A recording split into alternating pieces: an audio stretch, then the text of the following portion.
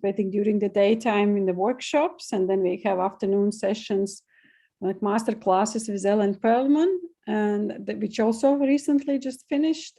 And at 6 p.m. every evening we have the evening program. And tonight will be, because this project takes place in the framework of the Green Project. So we will be having a final also presentations of the Green. Yeah, but that was not the official, my welcome and intro talk yet. So we wait about, I think we start 5 minutes past 6, yeah, 6:05. And also, is it okay I use the felt background? Yeah, perfect. Mm-hmm. Very good. I also have something in the background. I saw, that inspired me. Yeah, it looks good. So Rohi, can you answer? Because if Jens said he was writing you. I hope I will check the number. I hope it's right. I got an email from him just now. Oh, okay.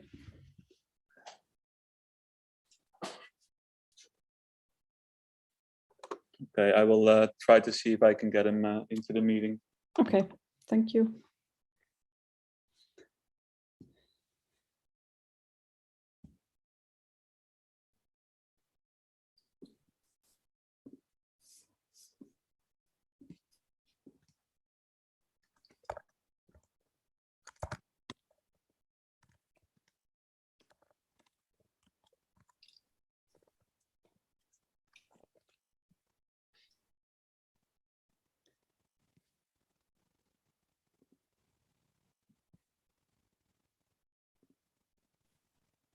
Just make sure that he is joining with right email, or that he's in Zoom. He also has several emails.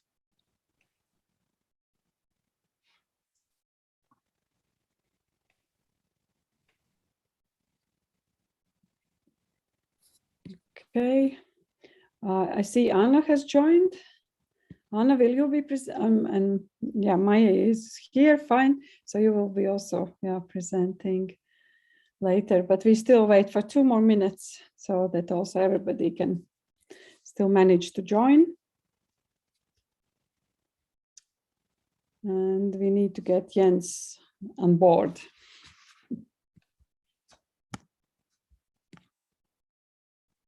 So how was the day, Maya? How is Ivy going? Well, we had a concert when the modular synthesizer workshop finished. So it was very nice after a very long time to hear music in the basement, because it's always just so quiet and so empty, and finally we had some noise. So this workshop was the only one in person? Yes, that was, well, it's impossible to do modular synthesizer online. So we had at least 6 students who were working here in the basement. And we also have a joke now that we have a lecturer from Denmark. So he came to Liepaja from Denmark to sit and Zoom alone in a room. Yeah. So that's fun. That's true. That's right. Mm-hmm. Yeah. So is it last year also all Ivy program did it take place in Zoom, right? Yeah. Yes.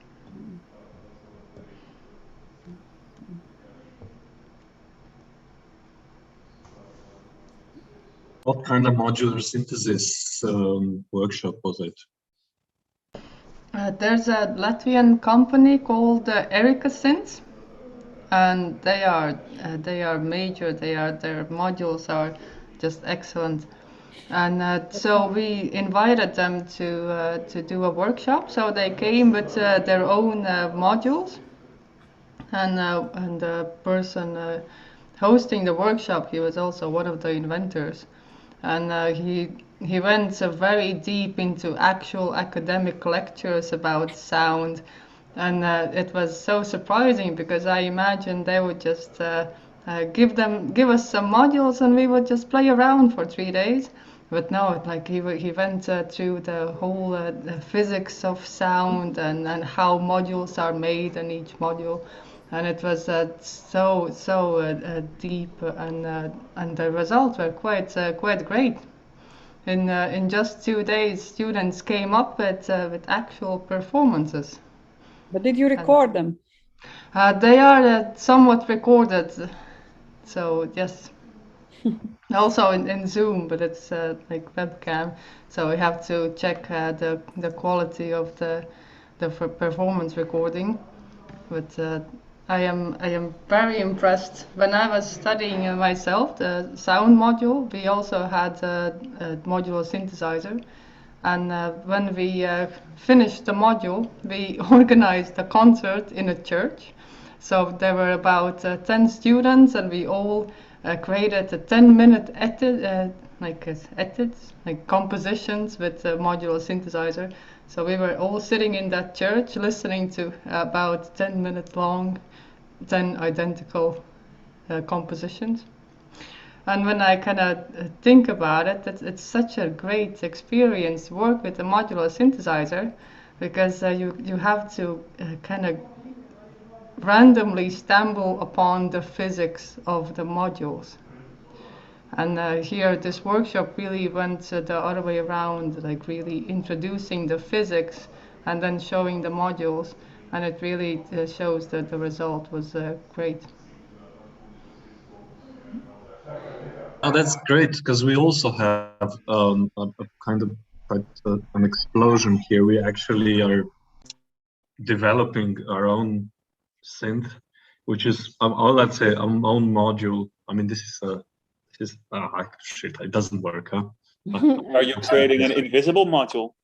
Yeah, exactly. And it's more like a sensorial input module. So it's gonna be able to take. I mean, it only has one little light sensor on, but it's supposed to take any kind of sensor in, and hopefully by next year we're able to put it on the market, and then come back or come to your place and have a 2-day workshop for developing and merging green with green stuff with your sound module, so let's keep in touch. Yeah, definitely. And it would be, I think, also for the crew that's working on there, it would be also just to kind of get in touch with the other builders. I mean, I think it's amazing how good this how well this is all developing, how great the communities are. I mean, I'm mostly impressed by the quality of the communities across Europe or across the world, even. I mean, the States, not excluding them. So yeah, very exciting times.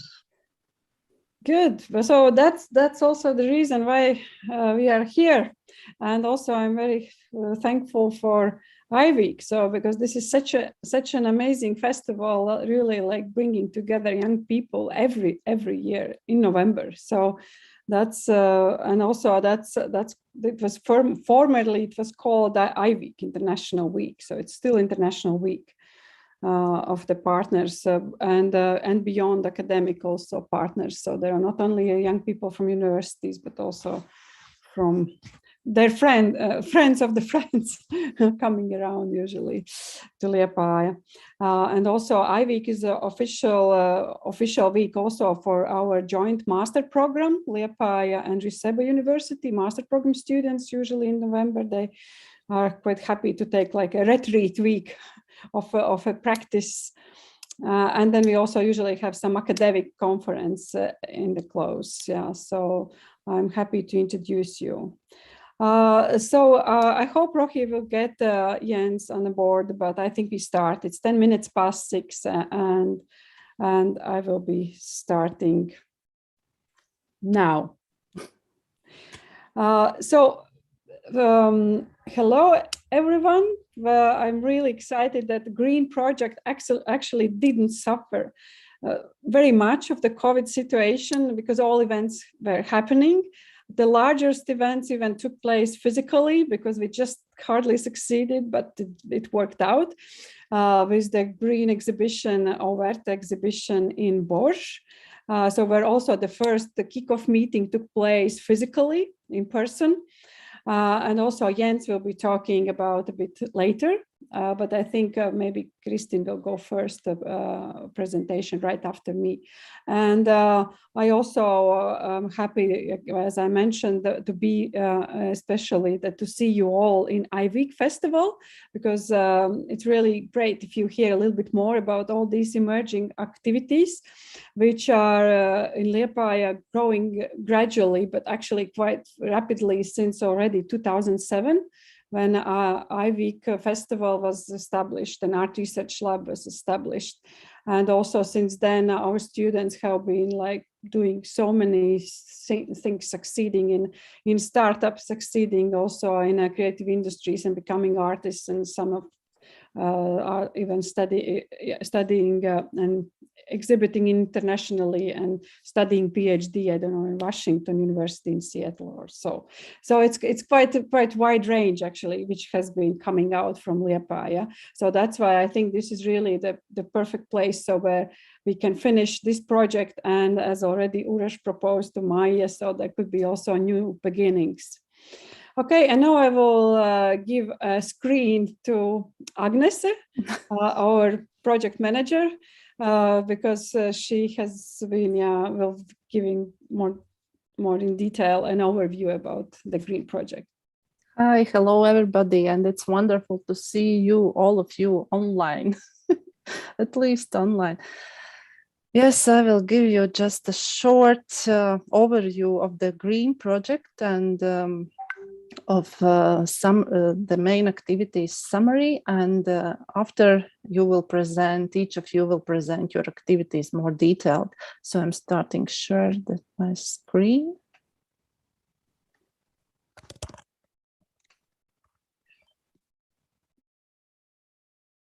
Can you see? Yes. Okay. Slowly. Okay. So first of all, I would like to just screen. Yes, it's full screen.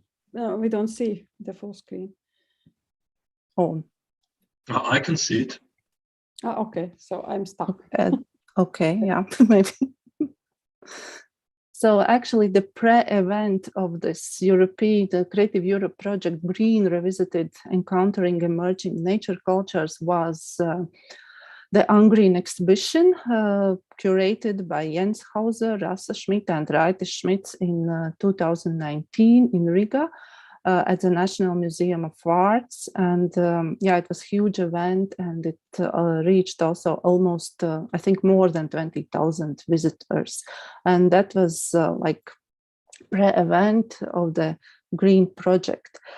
And here you can see the like a small visual overview of all the activities that you have done, that we have done together. But maybe I will just shortly remind all of you, and also for those who maybe haven't heard about the project, that the project aim was to build new European media art and culture platform for critical discussions, artistic interventions, and transcultural dialogue addressing the complexity of our relations with the environment.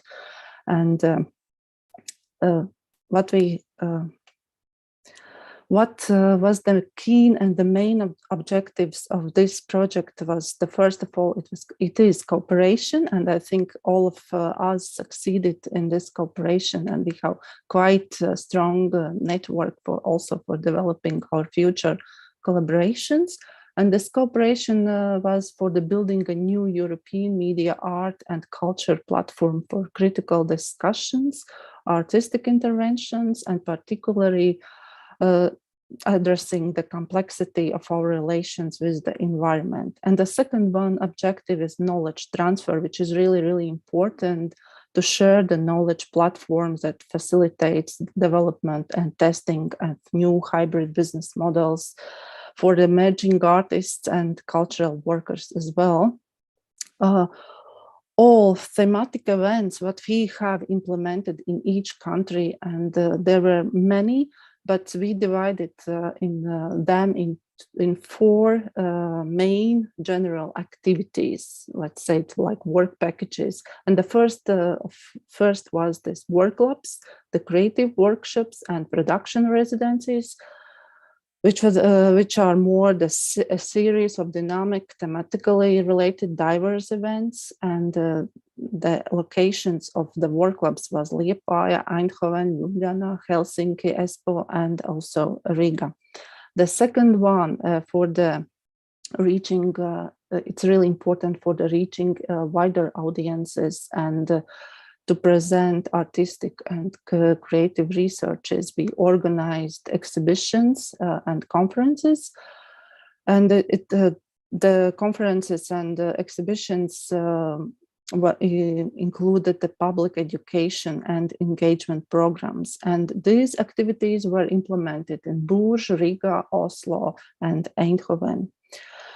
And the third one, where all of activities will be used as the research case, and we will still have to work on it, because our activities are already implemented. This is a publication and research, green and greening greenness.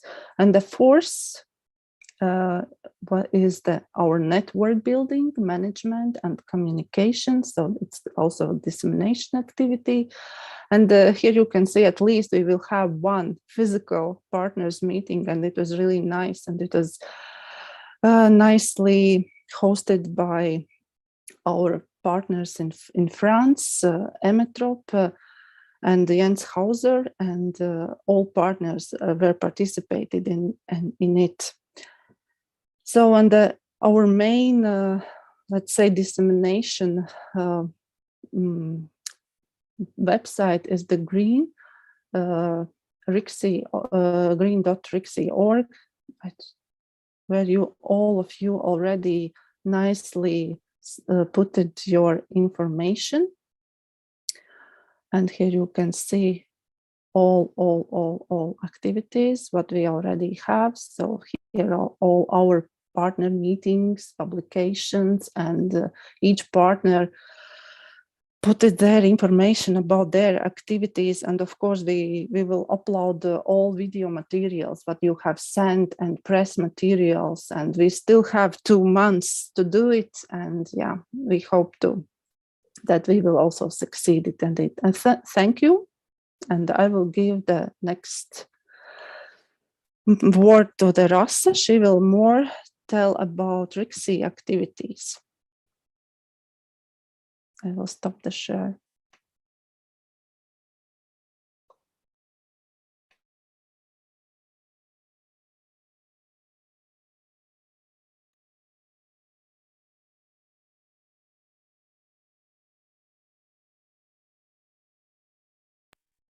Rasa, I think you're still muted. Yeah, thank you. Okay, I'm sharing now the screen, and I will briefly just say so that out of our largest activities, so which we have been organizing as a part of this green project, and also like as a theoretical base, we have been quite a lot referring to this green exhibition, which was a pre-event, which was also a conceptual background for serving this project.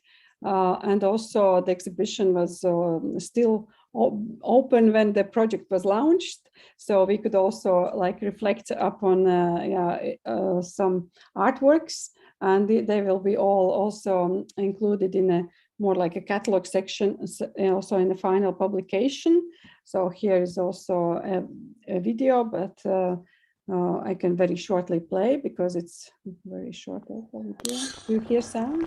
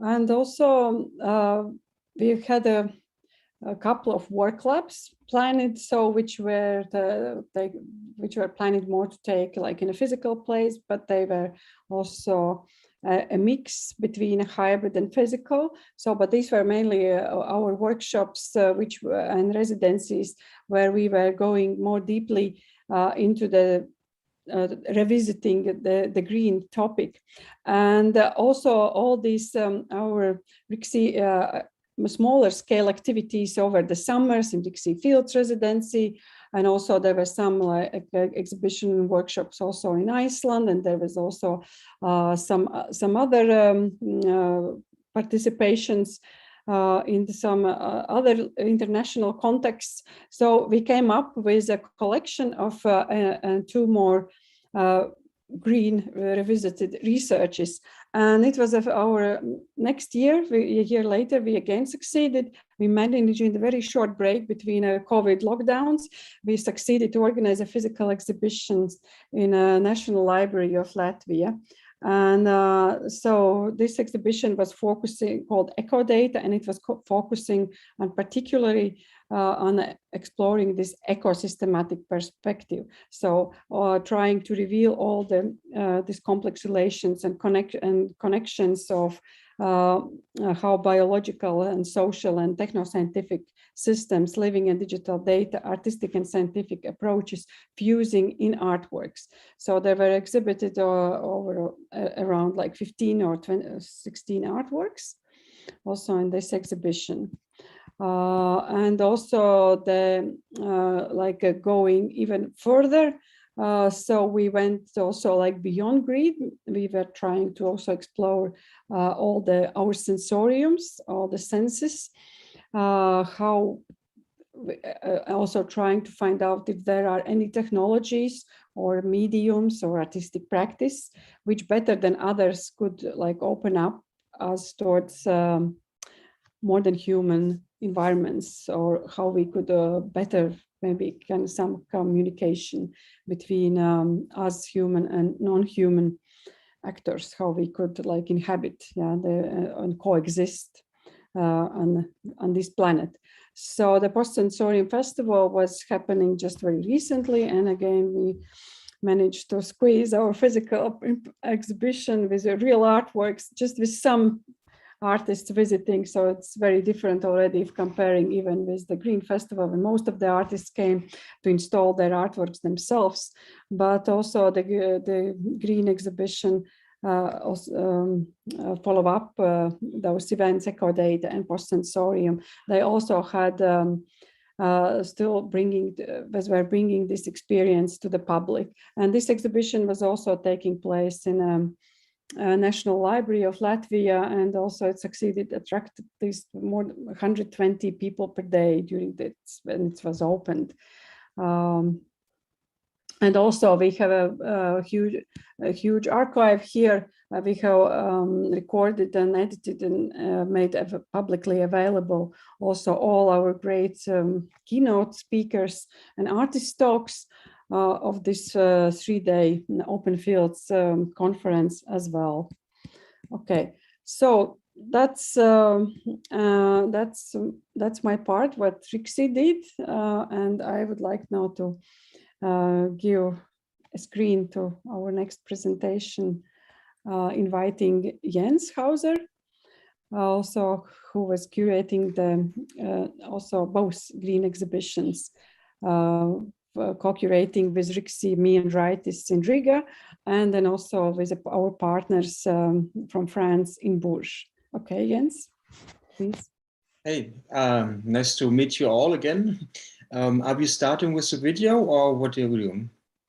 Do you have whatever you prefer. We are happy to hear what has happened in other places. Okay. So you want me to just talk about the exhibition project as such? Okay.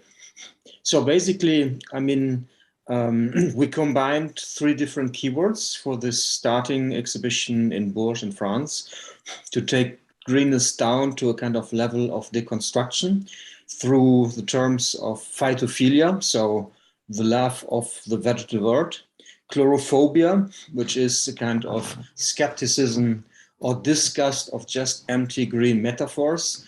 And the other keyword was situated knowledge, which obviously points to hands-on practices with plants, with witchcraft, eco-technical systems, and it obviously also resonates with Donna Haraway's terms of situated knowledges as a kind of being in some part in particular, instead of having a kind of godlike objective view, which is for her the starting point for the very role of feminism in science philosophy.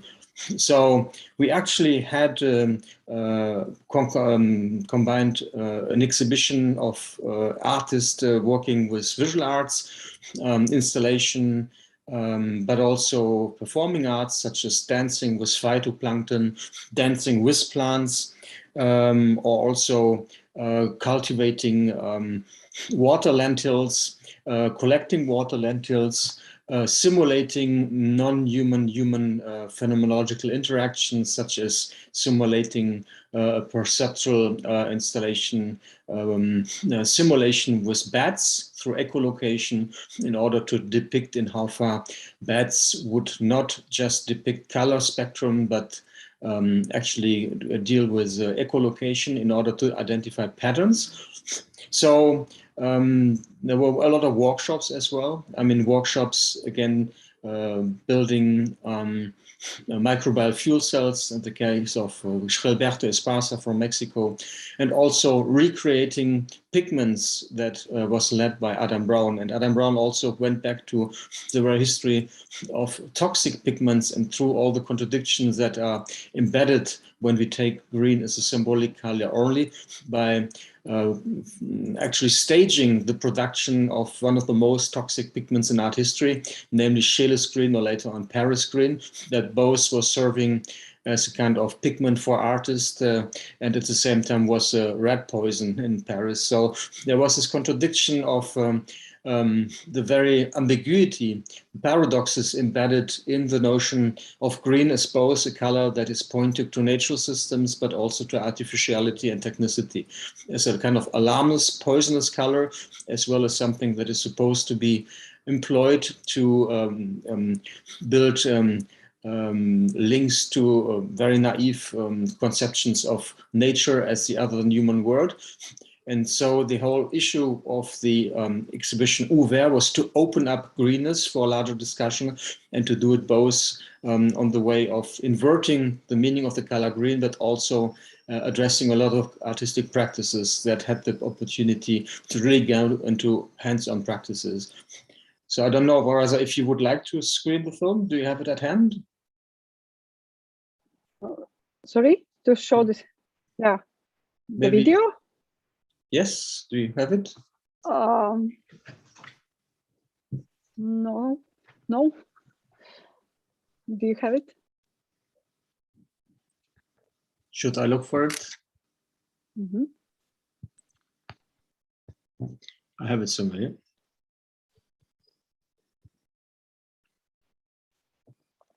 Okay, I have it. Can I share my screen? Yes.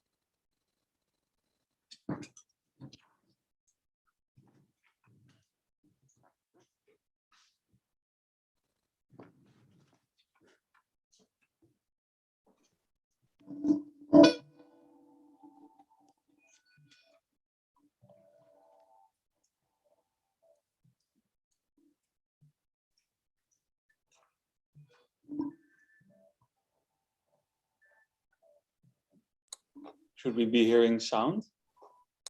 You don't have the sound? When you share your screen, you have to make sure you also check the... That's what I did, yes. Oh. I actually did check the sound box. But the video, I'm not video. hearing you. Yeah, but I checked the sound box. But the video, Yes. There was some sound, it just was very low. Okay. Do you hear the sound, Jens? I did enable it, but let's just, I will quit again.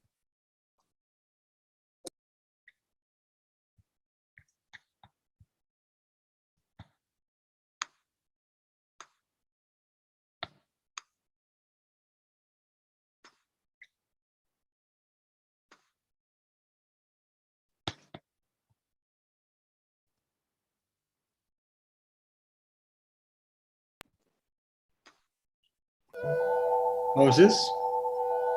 yes, very good. Yeah. But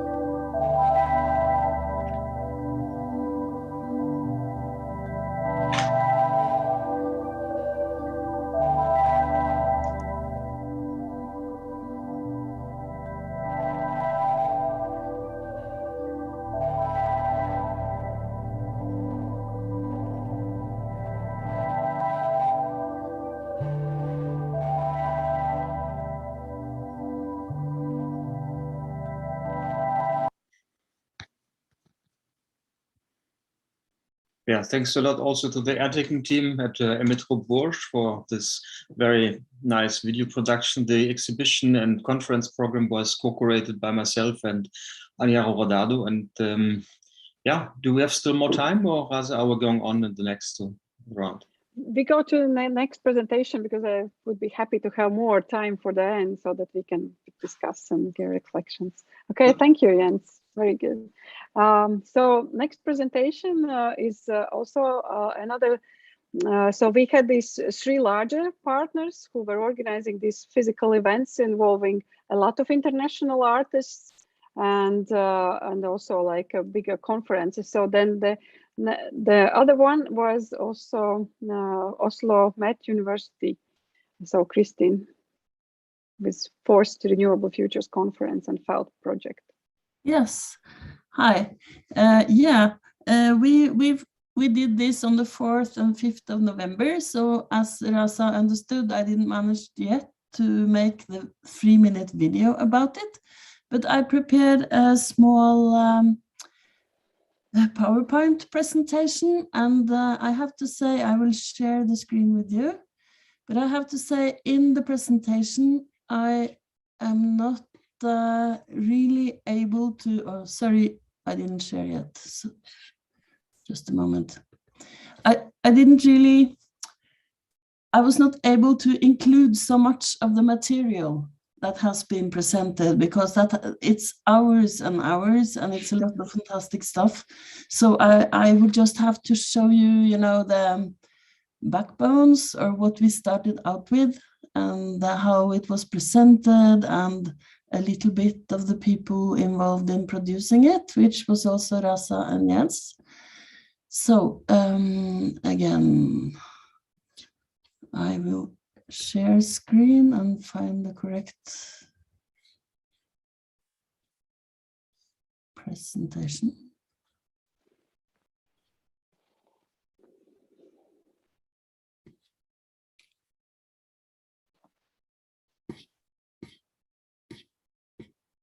Just a moment.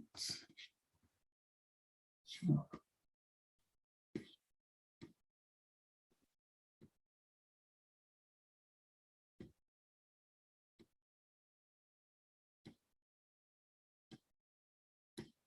I'm sorry, I tried to fix my desktop. I come from another meeting and I didn't do a good job, so I have to do it, open it again locally and then open again. I think here it is. Okay.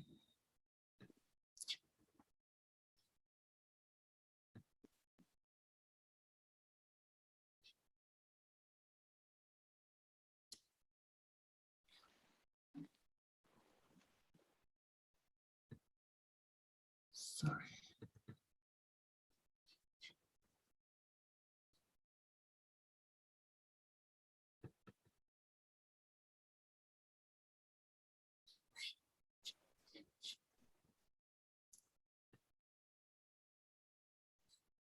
Here we are. We did the 4th Renewable Futures Conference, and it was planned actually to happen in 2020, which wasn't possible. Then we just had to cancel everything. It was also meant to be physical, but we made a decision. I think we also did that decision in a meeting altogether, that we would have to plan it to be online, since things were so unstable. But even so, we managed to have 10 people in a control room, 10 people together. We had 55 presenters of projects from 20 countries. We had one keynote and one online live performance, the bee feeders. We have, instead of an exhibition, we produced an online screening program, which was presented kind of live with 9 contributors. So all in all, it became quite extensive, even if it was only online. And 240 participants registered in Eventbrite.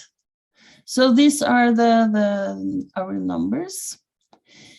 The program was, I take away this, consisted of 4 strands of investigation. And the first one was green, ecologies beyond green, like an overreaching theme, presented by Rasa and Jens. And then making with multi-species communication and co-creation, living technologies, living environments, humans, machines, intelligence, life and emotions, sensorium, how we experience, interpret and develop applied aesthetics today. So actually, this is what I will be able to present today, a little bit about these strands. This is the team. You see the 6 people here on the upper left. That's me as a project leader, our ICT researcher, Stefan Omnikele, Mikkel Vettre, sculptor and design professor, Bo Christensen Schiel, a theoretician and art and performance critic and writer, Maria Castellanos, artist and our felt postdoc, and Hege Tapio, artist and our felt research fellow, PhD. And you see down on the left-hand side here, Rasa and Jens presenting the green track, or one of them. And in the front, you see very importantly our research assistants, the master students, one from the Art and Dissemination program, Jannike and Claire from the ICT department. So here you recognize, I think, the different things invested, Oslomet, green, DQ, yeah, different financials. So the green track is represented by this slide. And now we already had the presentation of that, so I'll just go on. But we had quite a lot of nice contributions, I think about 7 of them.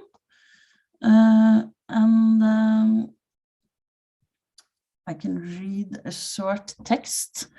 The metaphorical overall greening of activities, be it in commerce, academia, or arts, the notion of prismatic ecology can help us critically investigate the color of green and its cultural construction. How can we overcome binary ideas of the other than human world as an idealized nature? How do artists and designers use and question technologies beyond anthropocentrism within a larger biosemiotic web? How can media help to interact with ecologies understood as a shared oikos household beyond anthropocentric ethics interested in our environment only as a beneficial milieu for humans? So this is more or less Jens's words, of course, and things we have been through and discussed a lot already. It was followed up by Making with the multi-species communication and co-creation track, which was moderated by postdoc artist Maria Castellanos and myself. This is described at looking specifically at practices of communication and co-creation with living organisms, such as microorganisms, plants, or animals. This might involve working with technologically complex systems, as well as agriculture or indigenous knowledges and traditions. To rethink interspecies relations in the framework of a climate emergency moment can be a way to form entangled multi-species alliances. We were inspired by Donna Haraway's concepts of symbiosis from her book, Staying with the Trouble from 2018. Principles of making with other beings.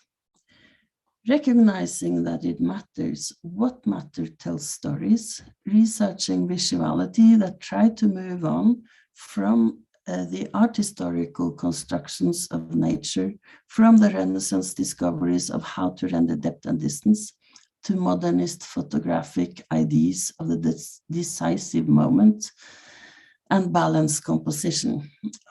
This is, of course, another construction and another form of shaping representation of other living beings and our environments.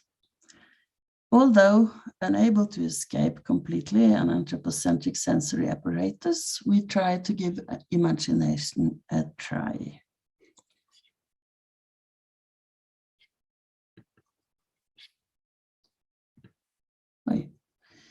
Yes, living technologies, living environments, humans, machines, intelligence, life, and emotions. This is moderated by the ICT researcher, Professor Stefano Michele, and the artist and PhD fellow, Hege Tapio.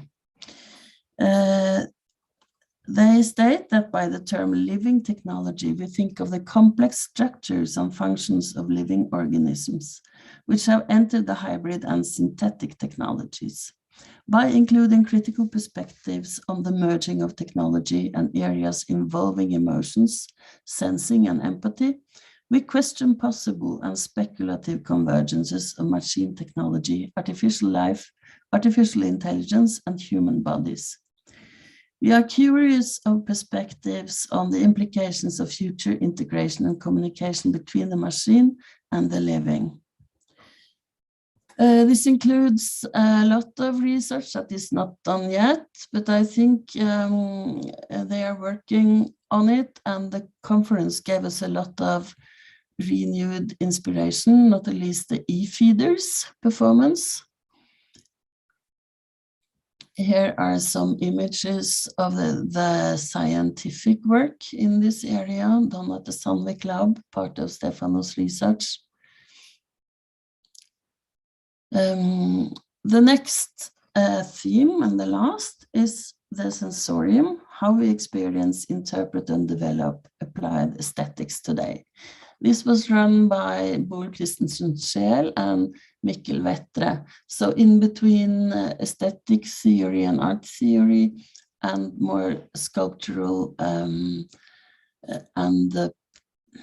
art in public space concerns, I could say, along with design thinking. There's a lot of text on the slide here, so I don't think I have to read so much.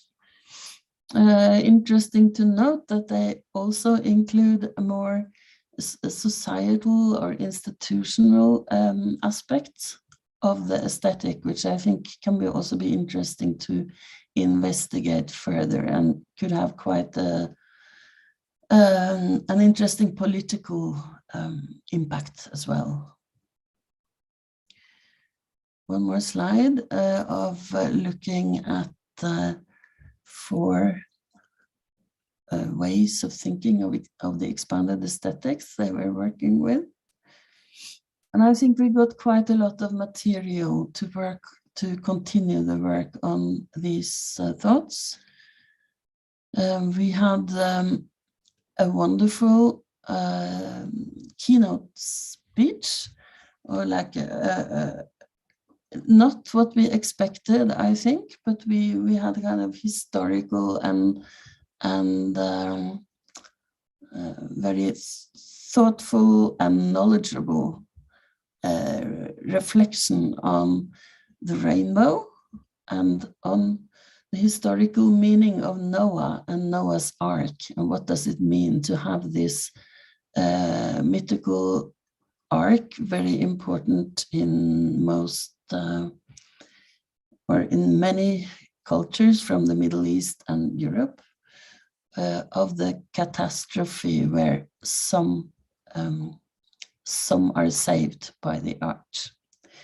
So here you see Jeffrey J. Cohen down to the right, in front of Rainbow Warrior, which is the Greenpeace action ship. And here to the left, you see the front of Jeffrey's book, Prismatic Ecology, Eco-Theory Beyond Green. The slide is of his own composition, so I just hacked it from his video. Last but not least, this wonderful experience of having e-feeders with us. Here you can see what happened with Jens, poor guy. He was selected, you can see him here, and his face was subject to being face recognition, emotional technology, and he was asked to try again with more emotion. So no food for the microorganisms there, but some others managed to bring food. We don't know what happened in the end with those things, but it was quite funny to sit online on Zoom and being picked up randomly and having to contribute or trying to contribute to this project. So there's a link here to for a demonstration video if you're interested. It's this one on YouTube.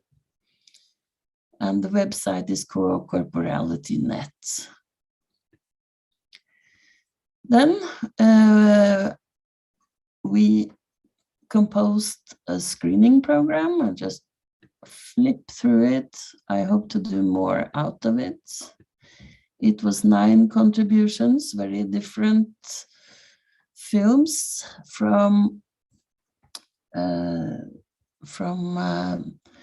very experimental films and video art to works that were documentation of projects. And then in the end, Hege Tapio made a small cocktail project. So that was the end of it all. Thank you very much. Okay, thank you, Kristin. Very good to hear like such a detailed overview, because it really gives an insight into all these most recent topics which were presented, and also by different, also broader network, let's say, not only like us organizers. Yeah. So what I imagine now, or maybe I should save that for the discussion later, but just to say very shortly that we have a lot of material on these 4 areas that was presented on the conference, and we are publishing them. I'm in the process of publishing them now on Vimeo, so they will all be accessible soon. Excellent. And our material also is available from the previous conference. That's for the closing discussion. Let's keep this in mind. We keep it for that. So, how we could and what we could do. Okay, thank you. Thank you. And I think our next presentation is now by various workshop residency activities, exploring different aspects of green and how, and this notion beyond the green. And I think Uroš could talk a little bit more, because this is unfortunately one activity suffering from COVID in terms that we could not visit. So, so we are very much interested to see and hear. Yeah, thank you very much. And again, also, let's say officially, it's great to see you. And this is what has been really devastating for me personally, and I think for all our colleagues, that we weren't able to physically actually meet and collaborate and talk about, let's say, all the lateral stuff, not just what the project was, because this is, I think the biggest. It's so important in all these kind of cooperation projects, or any kind of cooperations, is to actually to work. And also, I only saw Jens's exhibition in Bourges, and it was amazing. It was definitely one of the highlights, of that year, definitely. That, without doubt. So our original concept, actually, as you mentioned, changed quite a bit from what we started with. And we kind of try to keep with the, let's say, the recursive synonym, the recursive acronym way, and then we created this kind of SING work lab, because our part was only a work lab, which was basically workshops and a production residency as a let's say, a starting point. And we really wanted to actually work on a residency. It would be what we thought would be a mobile residency, and a residency which one of the goals would be, let's say, to start building and develop, let's say, a very mobile lab to work on specific terrains or sites, and to basically kind of kickstart it with this project, kind of an ongoing theme through our other projects as well. And that's slowly coming to fruition, but it basically didn't really touch this project that much. So that was one of the problems that happened with COVID, that didn't happen. And one of the other goals was that we really wanted to work with communities. And we talked about communities that, were on terrain, which are not basically our own community as an art community, or our own DIY communities that we already have in Snoza and other places where we work. So the idea was, as I said, a mobile residency, and the idea would be of this sensing the invisible non-green, would be to actually to monitor or some kind of an acute or a chronic either event or phenomena in the biosphere, in our own ecologies. And what we said, we wanted to really focus on something. At that time, wasn't really decided yet what it could be. Some kind of a natural force, probably, or human-made thing that needs to be outside of our, let's say, human sensorial,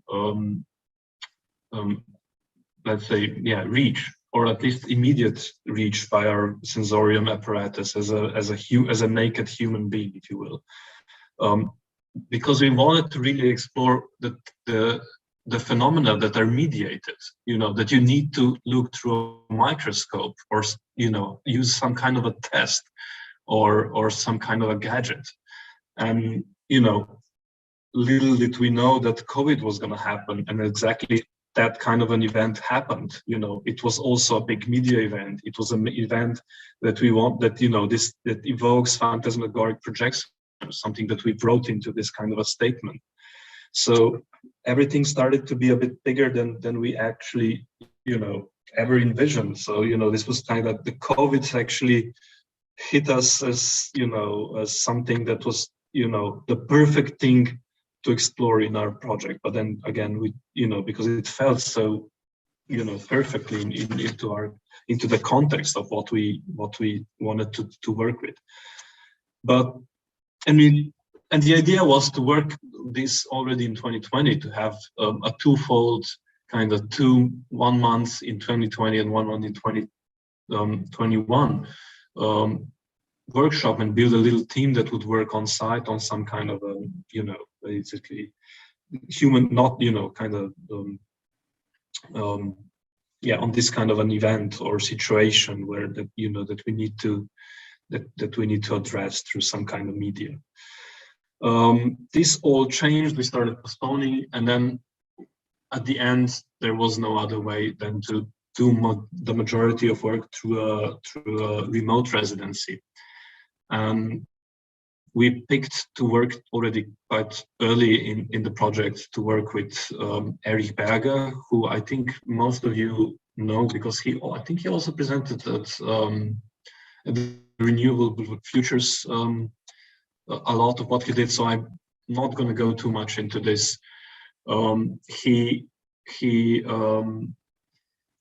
at the end he did a residency which was more or less focused on a bit work on terrain, but also on kind of developing this art to make it fit also for exhibitions. And what we were actually then what we managed to do was to actually have an exhibition in September in Osmosa. I guess I can show some photos actually. Just a second. Yeah, let me share the screen. Yeah, maybe it's easier if I do it this way. So, I mean, I probably didn't show much of this images, but these are, let's say, a few images from the exhibition. We had a scintillator video projection on the floor. It's the same video, which is part of the background that I'm using. And we had this kind of major work, which I think you have probably seen also, because he's been using this kind of same style for, let's say, same set,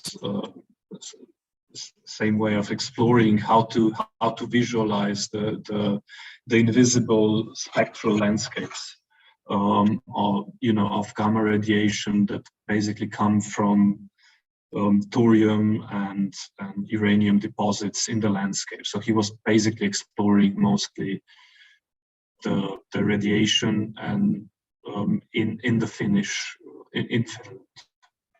And yeah, should I speak a bit more about the concept of the exhibition? I'm not so sure what is. If I'm just repeating what already Eric explained, or maybe yeah. Maybe you can show the video. Yeah, and so yeah, and then there was. Because we were unable to get Eric also here, and we really wanted to work with let's say local communities as well. And we said we were going to do workshops as well. We also work with Eric's actually collaborator, not in this project but in the previous project that was dealing with the same phenomena or similar phenomena, and we worked with Martin House. And also, I mean, before even talking about how maybe we could have a little video about what we did, I'm just going to play this kind of workshop summary, a few days of workshop that we did just in the outside of the center of Ljubljana. So here we go.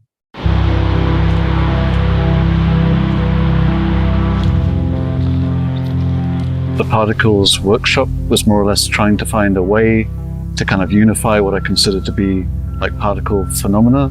So including like smoke, vapors, breath, condensation, dew, clouds, and radioactive phenomena. So the radioactive phenomena, which is somehow geological, but is also relating to cosmic rays.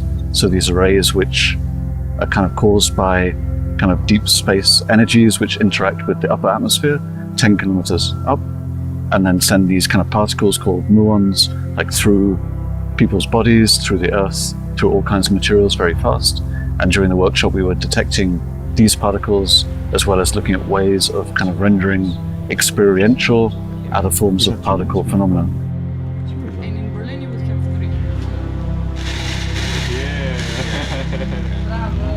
The participants were constructing a very simple device which converts like light energy into sound energy.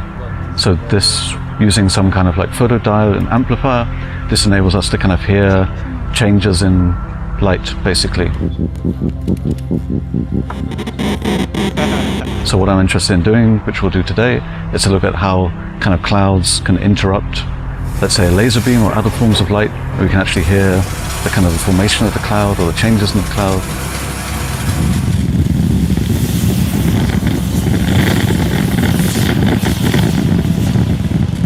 I'm interested really in how all of these kind of particle phenomena are somehow everywhere, are somehow energetic, like they're to do with changes in energy, always exchanges of energy, how they interact with bodies, how they interact with the earth, and also somehow that this makes some kind of connection between humankind and the geological, particularly when it comes to radioactive phenomena.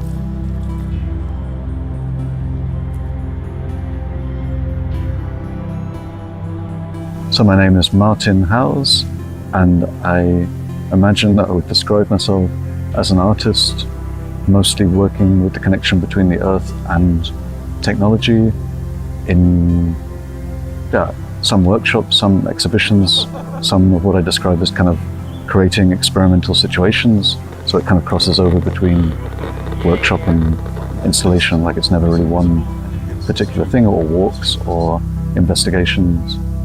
Yeah.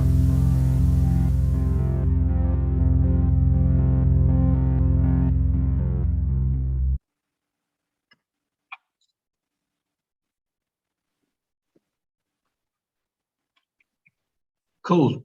Thank you. I'll leave it more for discussion later. I'm sorry, my track in the middle, and but anyway. No, but thanks. Really great project. I'm so happy to see. Yeah, both actually really nice. I mean, it's amazing to work with both of them, and so different styles of projects. Also, just from the production point, even. Yeah, I know both of them. Okay. Yeah, no, that's what I'm saying. Okay, I agree. Okay, thanks so much. Okay, and now next presentation by our partner from the Netherlands. So Olga Mink from Balkan Laboratories. Hello. Yeah, thank you, Rasa. And my name is Olga Mink. I'm director of Balkan Laboratories, and we've been partnering with RIXC for a long time. And it's been great also to be involved in this program. and also seeing so many inspiring projects, especially because of the corona. I haven't seen many interesting projects. I've been really missing out on it. So this is kind of, giving a bit of solace in this. So what I will be presenting is the project that we've been doing related to economy. And I wanted to first actually read out some artistic statement to you, and then later show a bit of the projects that have been developed as part of the Green program, which show presentations during our edition, which was mainly held online. So we had to transform the whole festival into an online format, and which gave us a lot of opportunity to broaden up our let's say presentations and talks and different formats for the exhibition. As well, it was also a way, like, we had to do workshops online, which eventually went well, but it was also a pity because we couldn't do them physically. So the Economia limited edition, which happened from June till October 2020, focused on 3 themes. It was the 3 themes consisted of nature's economies, shifting values, and redesigning infrastructures. And the first one, nature's economy, was part of this green project. And it revolved around the question whether our economy can become like nature, as a closed system that grows, flourishes, and decays, and where flows of matter, lives, and energy are feeding into each other and balancing out at the same time. So the project I've been personally mostly involved with is the project Co-Emerging Economies, which is an ongoing research trajectory. And I want to briefly read out a statement about this program, and which was a collaboration with Philips Design, Philips Experience Design, and specifically Renewable and Advanced University of Applied Sciences as well. So this project has been a collaborative trajectory. So I will read out the statement. Economy is paradoxical. Although it's all about human behavior, the subject has been hijacked by hard scientists who reduce complex human interaction to mathematical models. This approach is responsible for a lack of imagination. Economics as a field has failed to produce anything close to the rigor and vision of its scientific counterparts. Rather than explore and push boundaries, economics has moved inwards, precisely in the opposite direction. Just as the discovery of DNA altered our worldview and tech innovations have made the world smaller, the neoliberal model has had a profound impact on our behavior. We've witnessed a shift from the common to the individual interest, from a long-term to a short-term view.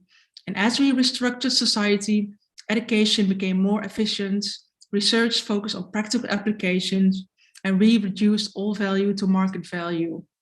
And this great is good ethos became a symbol of how company values got reduced to just one single element, the stock price. And it may be extremely hard to think of alternatives. Nonetheless, economy is not an inevitable law of nature, but something we created ourselves. Economist Thomas Sedlacek argues that our economy cannot be captured in creative formulas, but is intertwined with the essence of society. To understand economics, we need myths, religion, theology, philosophy, psychology, literature, and film. Economics, in a nutshell, is about good and evil. The COVID pandemic made us aware that nature, not humanity, holds the reins. Viruses are an essential part of our existence. Half of our DNA likely originates from ancient viruses. The discovery that the non-human is interwoven in our DNA reveals a fallacy in how we understand our connection to nature. Recalibrating this understanding requires a paradigm shift in our way of thinking and being. But how to address this critical juncture? There is an emerging awareness that our Western neoliberal system is responsible for global warming and the rapid deterioration of the environment.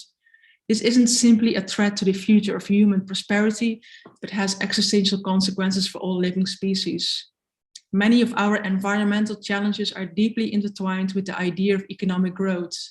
According to economist Kate Raworth, the notion of growth cannot be endlessly maintained. In any natural process, growth stops as soon as it encounters a limitation. However, since the dawn of humanity, our technological abilities have helped us to bypass these limitations. The program Co-Emerging Economies interrogates economic narratives that contribute to a society with greater justice, deepened connection, and a redefinition of prosperity. The current model provides no answer to climate change and social inequality. Its results no longer appeal. By ridding ourselves of a mindset based on infinite growth, we can move towards a society that doesn't position humans on top of the pyramid. Co-Emerging Economies maps the key streams of societal change, of social change transforming our world. Two parallel tracks unfold in the transformation and transmutation paradigm, revolving around the question, will humanity become part of nature or become detached from it? The model is a starting point for deepening our thinking about the implication of post-economic futures. Preventing the collapse of ecosystems that support life on this planet requires that economic growth to be decoupled from the environmental impact of the economy. And we need more multidisciplinary thinking and holistic awareness if we want to grasp the complexities that have become part of us.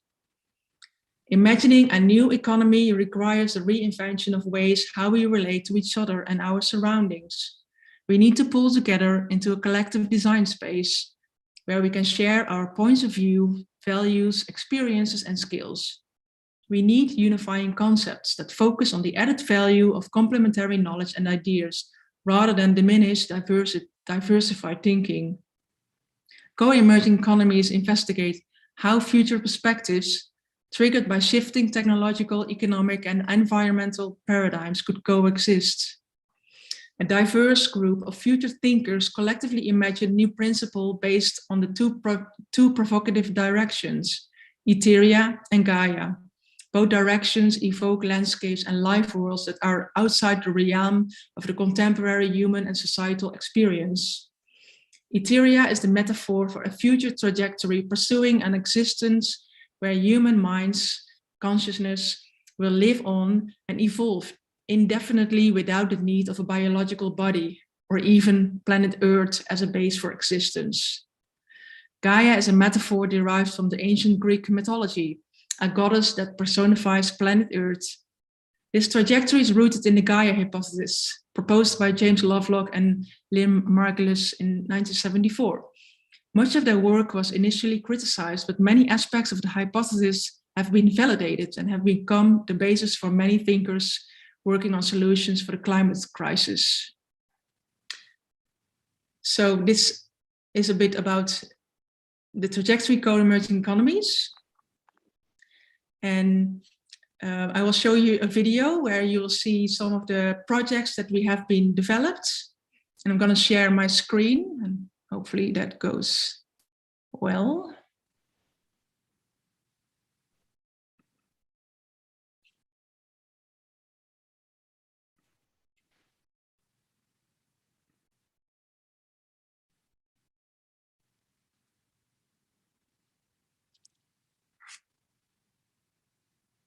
And we started to think, what if we just rewarded people for their sustainable actions?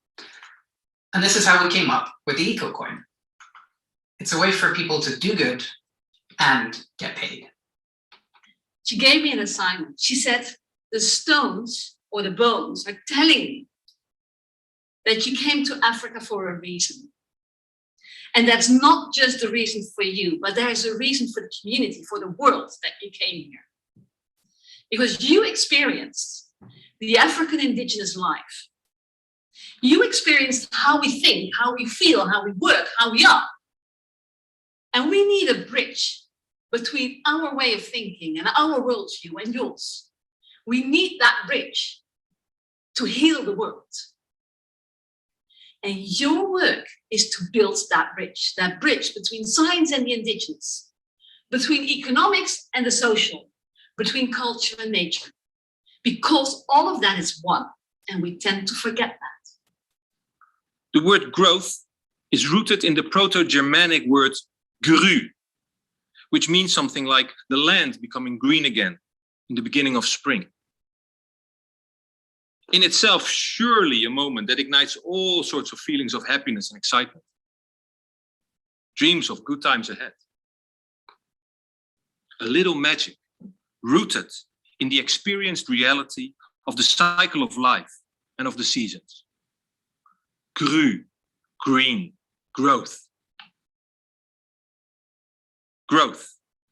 By giving a word to this specific moment in time and then extracting it from that particular context and time frame, as alphabet-based languages tend to do, its meaning and our intimate understanding of it mutated and was corrupted.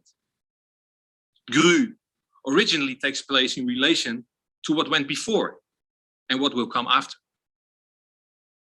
The sixth extinction that we are into right now, we can see species are already disappearing at more than 1,000 times the background rate.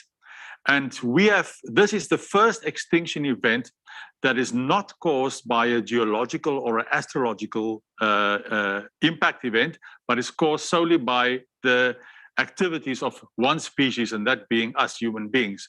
So in 70 years, we've actually catalyzed the beginning of an extinction event, and we already have entered this extinction event. Viral nature is a composite material, 84% organic, able to host life.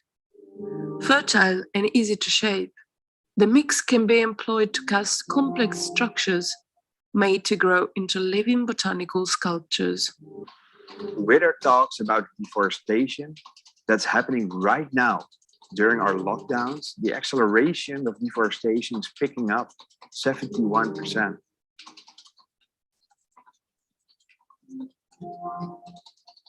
Every leaf that you can see disappearing in the work, it marks the loss of 225 square meters of rainforest somewhere in a hidden jungle. The work I'm presenting, Shifting Biology, is focused on what might look like after man-made and natural materials had fused together over time in our hybrid world.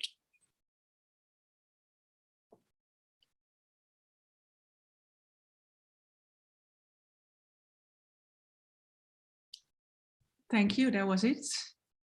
Okay, thank you, Olga. So good to see, and I will have some questions later.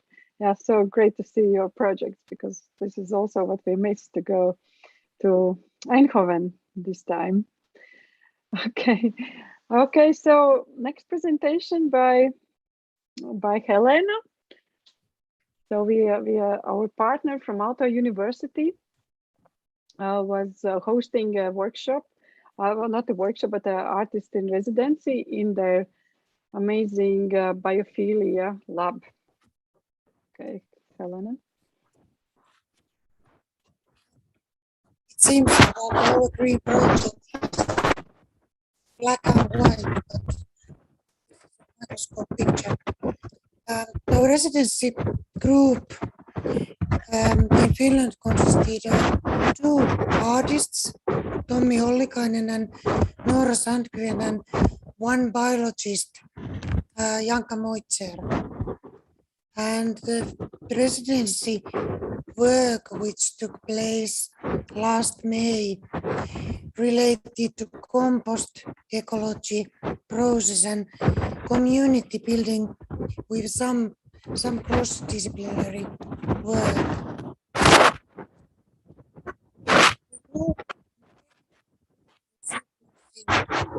Soil samples in biophilia lab. Those soil samples were gathered from garden composts and urban forest areas near Helsinki and collected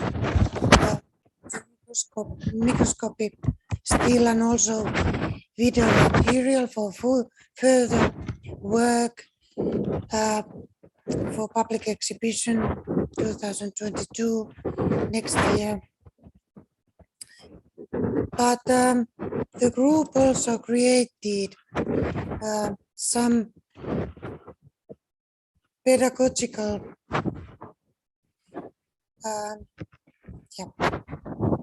Helena, do you know why there is noise? Yeah, the background noise. I don't realize it. What kind of noise? Because you don't have headphones. Maybe do you have it?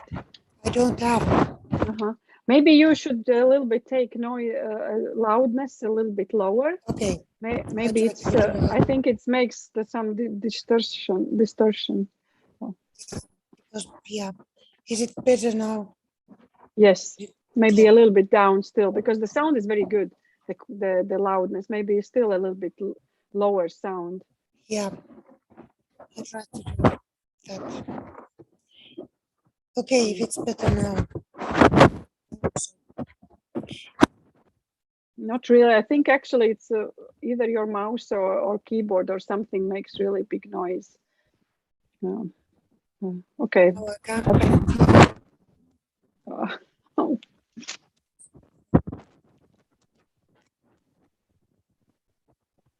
Rohir, maybe you know what it is?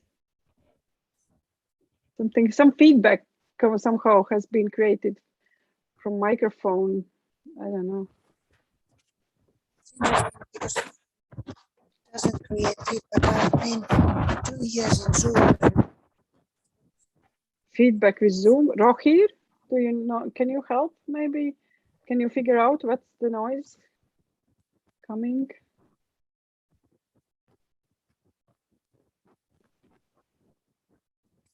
No, but you don't have headphones. Okay, so we should. Okay, let's try.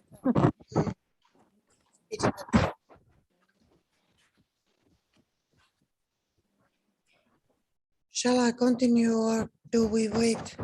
Somebody. No, we'll be okay. Let's wait. Let's continue. Let's continue. We'll be fine.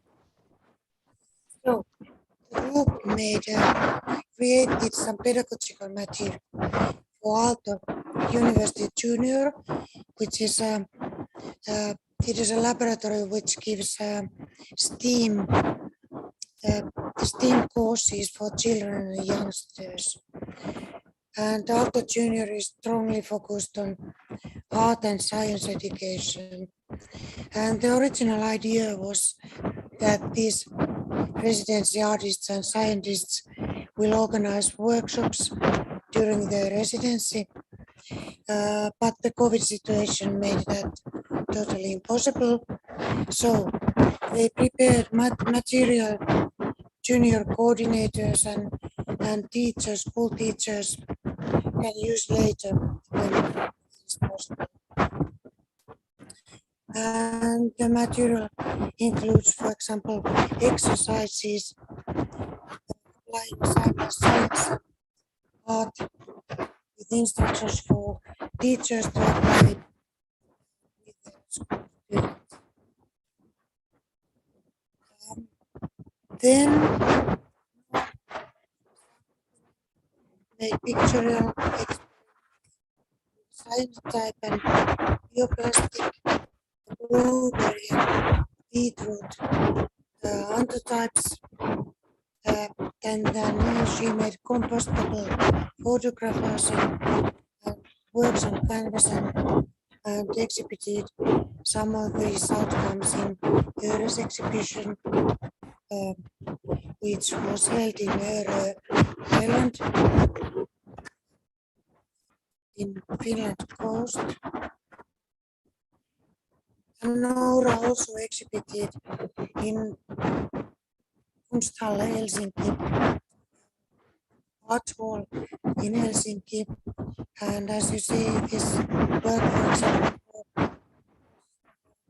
garden compost matter and something named list of fungal and bacterial inhabitants it's been made into their green residency by MPLab. This exhibition, as you see, only 3 weeks ago, and there was also other work, photograph. I give you half a minute. You can read what this is about from here.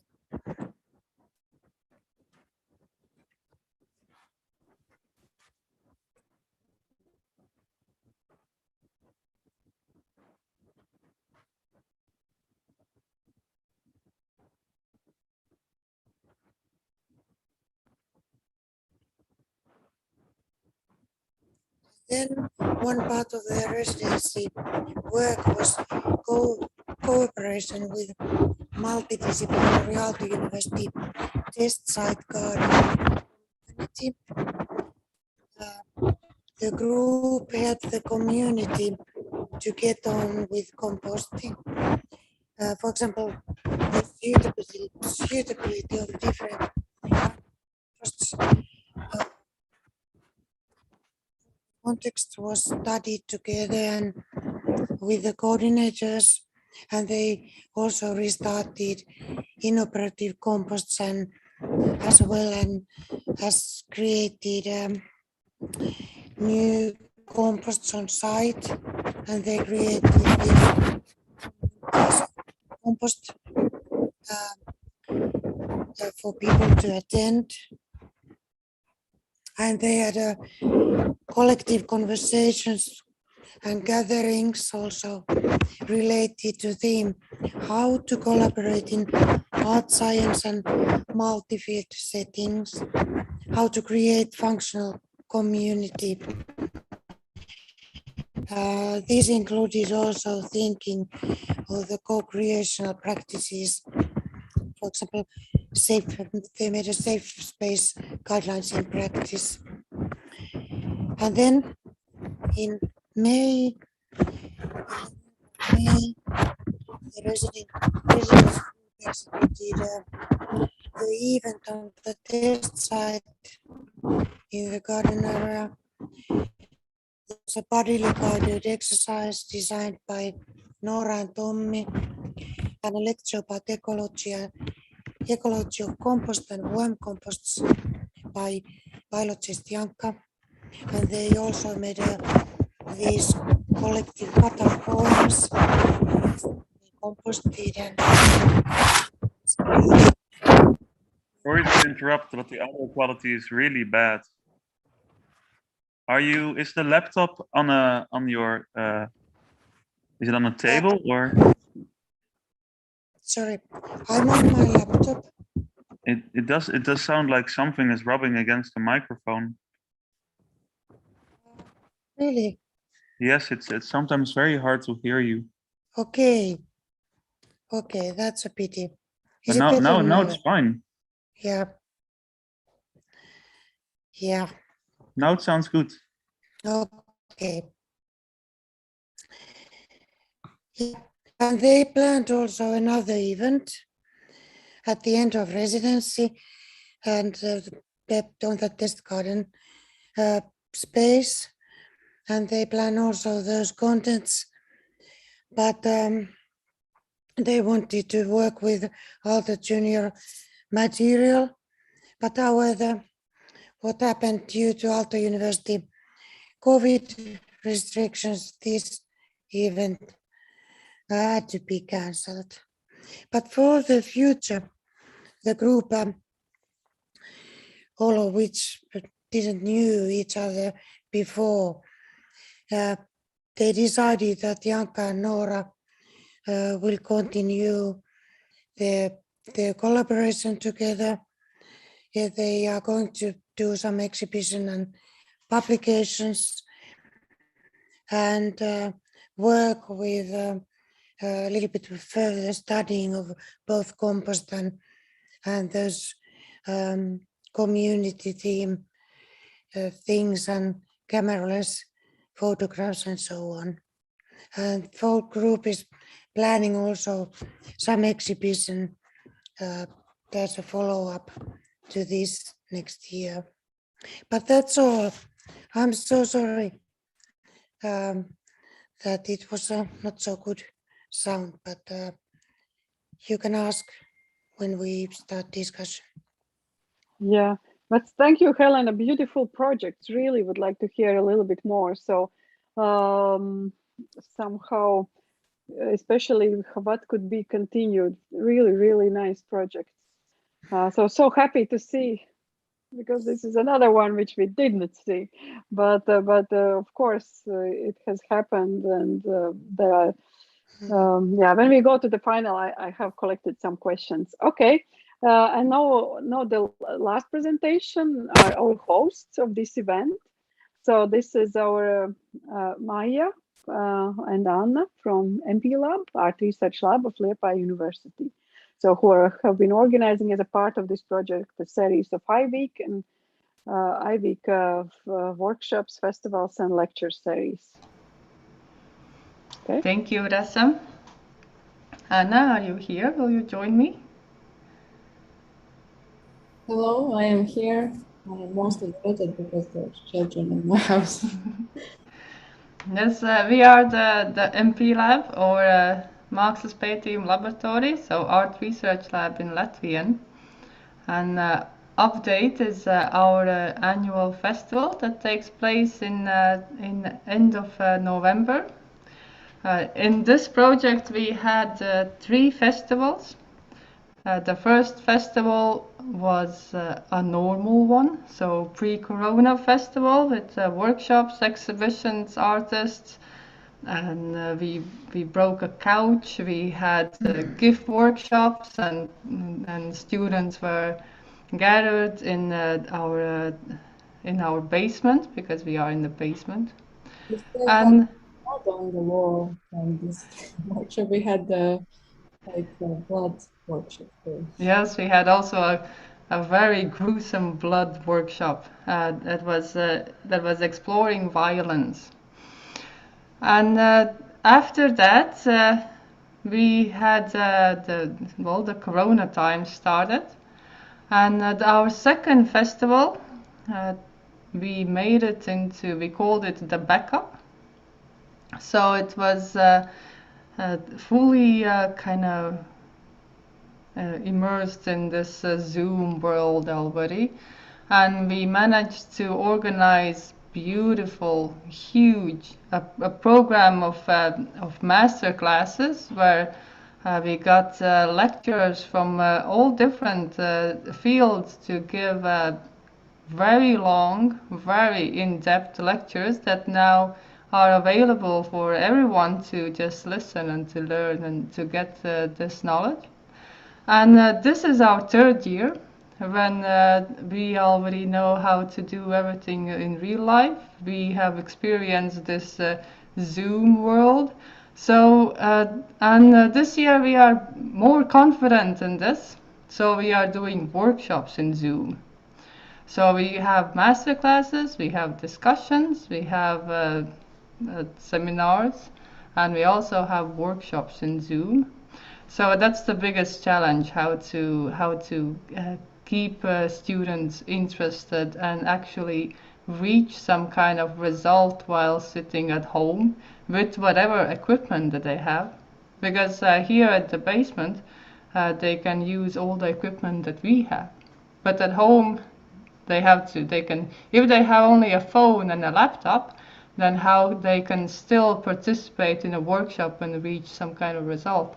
So that's the biggest challenge, and that's what we are doing this week. And I can share a video. So when you will see the bloody part, you can also see that all the people around there are so happy and so smiling that it was a good experience, while it looks quite horrible. I will share my screen and show the video.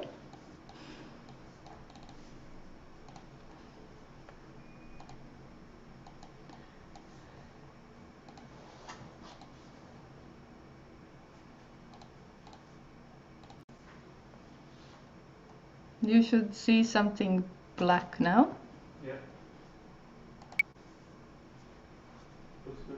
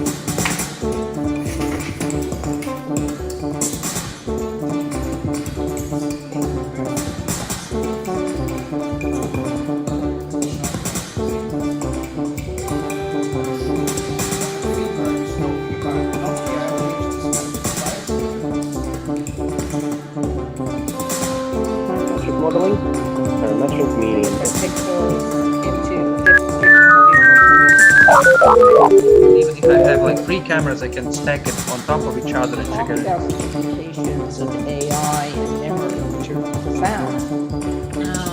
Everything doesn't happen only in the head.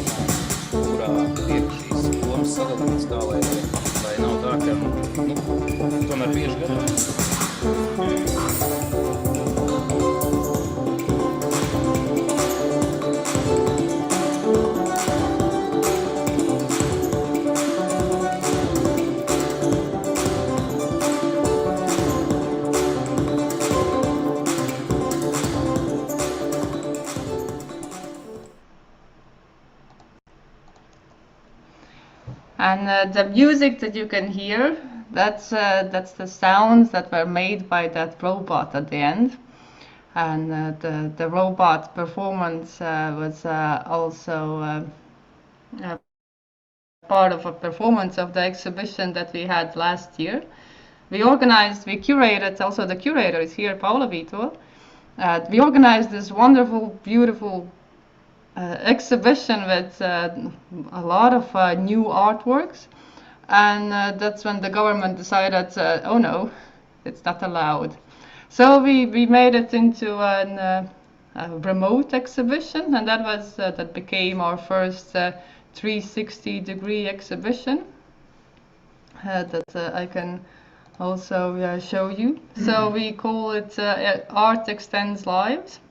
With the idea that experiencing new things can extend lives. So we created this exhibition online that was created in real space and without people. So you can go and watch the robot perform and look at all the artworks that are here. And I wanted to also show you the huge list of workshops and master classes that we have created over this time of Corona. And I'm actually kind of very impressed by the community that people are so open, and they are agreeing to talk for 2 hours in their Zoom, still educating young people and inspiring students. And I'm very happy to have experienced this. And however, I really hope that we can soon get back to our kind of more normal workshops, and so I can see so many people, so many students making performances in our space, in our basement. Anna, maybe you have something to say? I'm saying thank you for all the project partners for getting us the opportunity to realize all these workshops. Also exhibitions. We had the exhibition also in the first year called Plastic Nature, with participating artists from both the students and lecturers from Europe. And then it was this Art Extends Lives, where we experimented with the sense of perception of time. And and this year it will hopefully be Econauts. In our Liepaja has now a new project funded by the Nordic Fund's Nature House. So Liepaja will be a spot to explore nature and STEM education for many years to come. So yeah, come to Liepaja, the Nature House, the MPLab to work on these topics further. Thank you.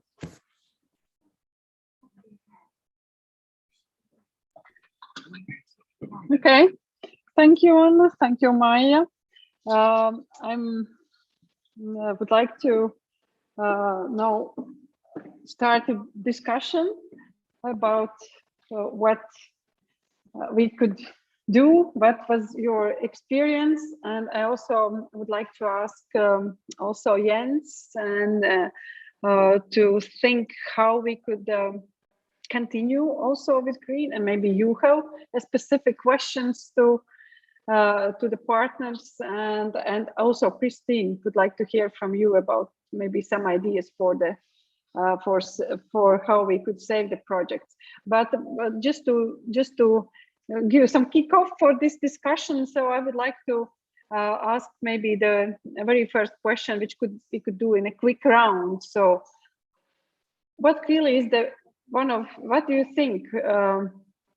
Like looking back, what is, just mention one maybe thing. What in your project would be different if there wouldn't have been COVID? What was really the main difference? We can start with Maya and Anna, maybe, because from the back forward. Yeah, I think as we work with students and with young people and young artists, that we are combining experienced professionals who come to Liepaja, and they are inspiring the students. So without the COVID restrictions, this meeting is the most important part. And meeting in Zoom, of course, it can happen, but it does really lack the inspirational part where this human connection happens. That's when you can see the students are opening up and they become more active. Mm-hmm. Okay, so especially for international, like larger gatherings, so they really like kind of feeding in so much inspiration that that it helps also students to go. So hopefully we will some of also the Zoom week should be, I hope we will inspire them as well. Okay, so what is the main, what was the main challenge for you, Helen, for example?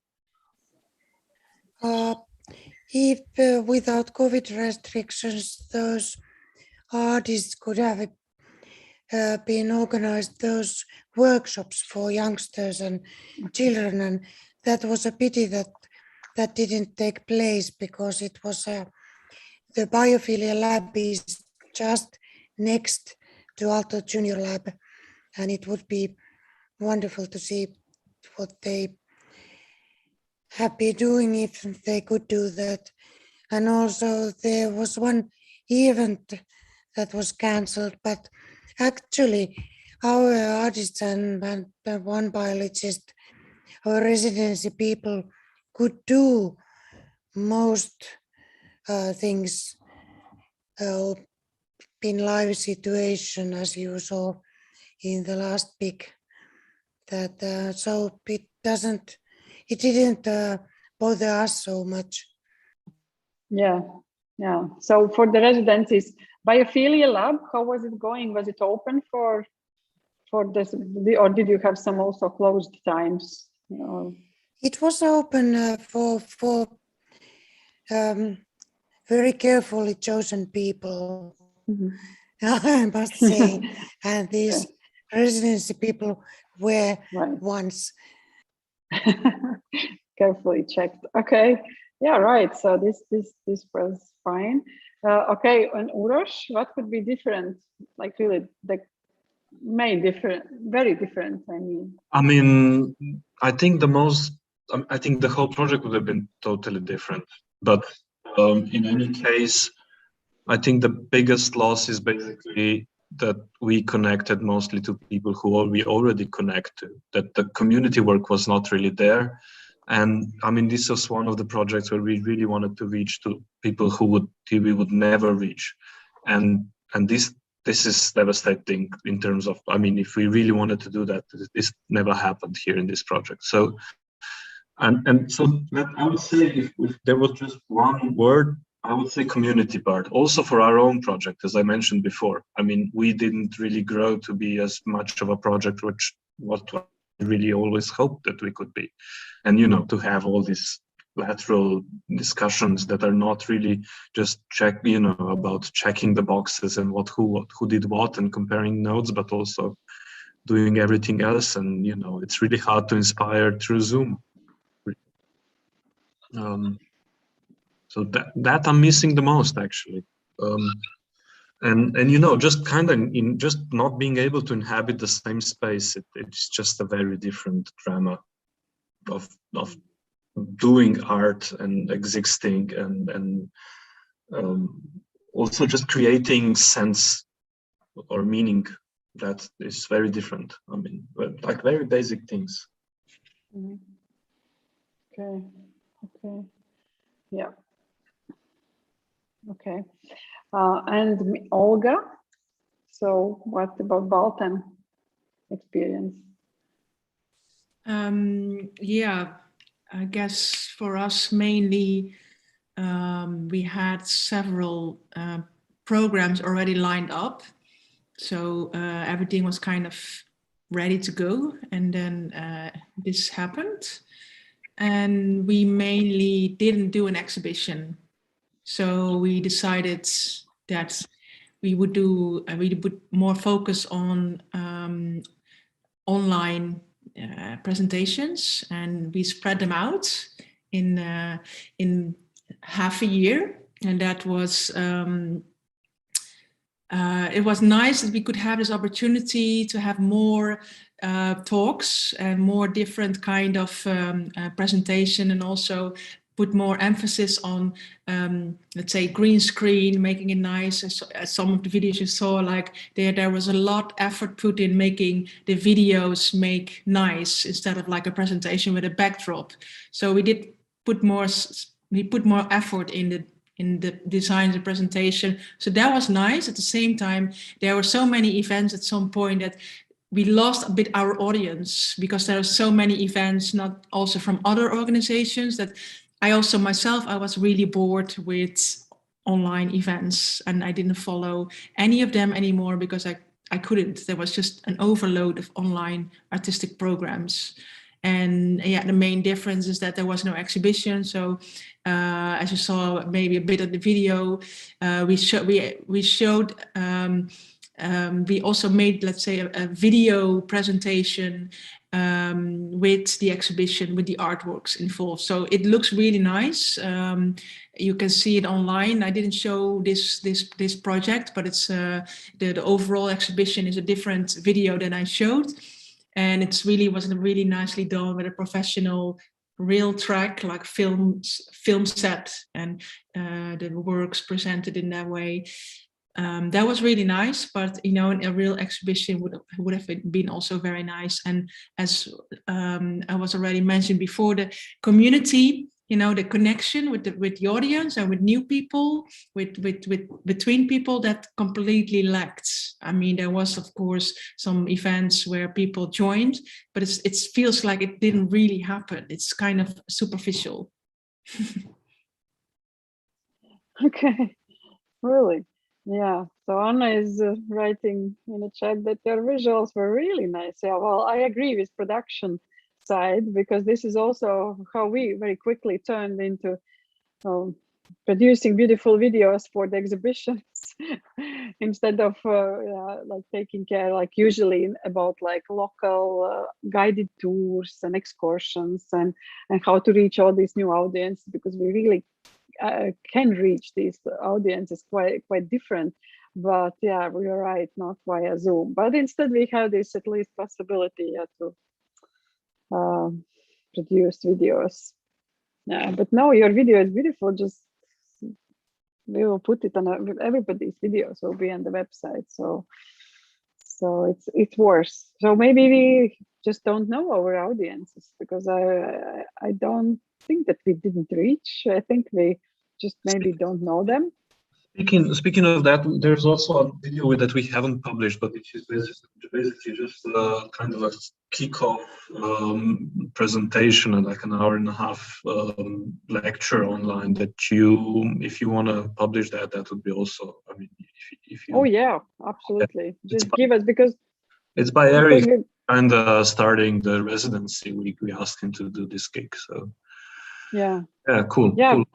I'll prepare that as well. I just put some stuff in front. So yes. Perfect. This is exactly what also, yeah, Christine, also what you say. So from on the one hand, of course, yeah, there was not this physical event, but you have so lots of materials. So this is different. We probably wouldn't care so much about archiving if there was no COVID, at least us, RIXC. So I mean, not really like any single lecture, yeah, but or panel, but this time was different.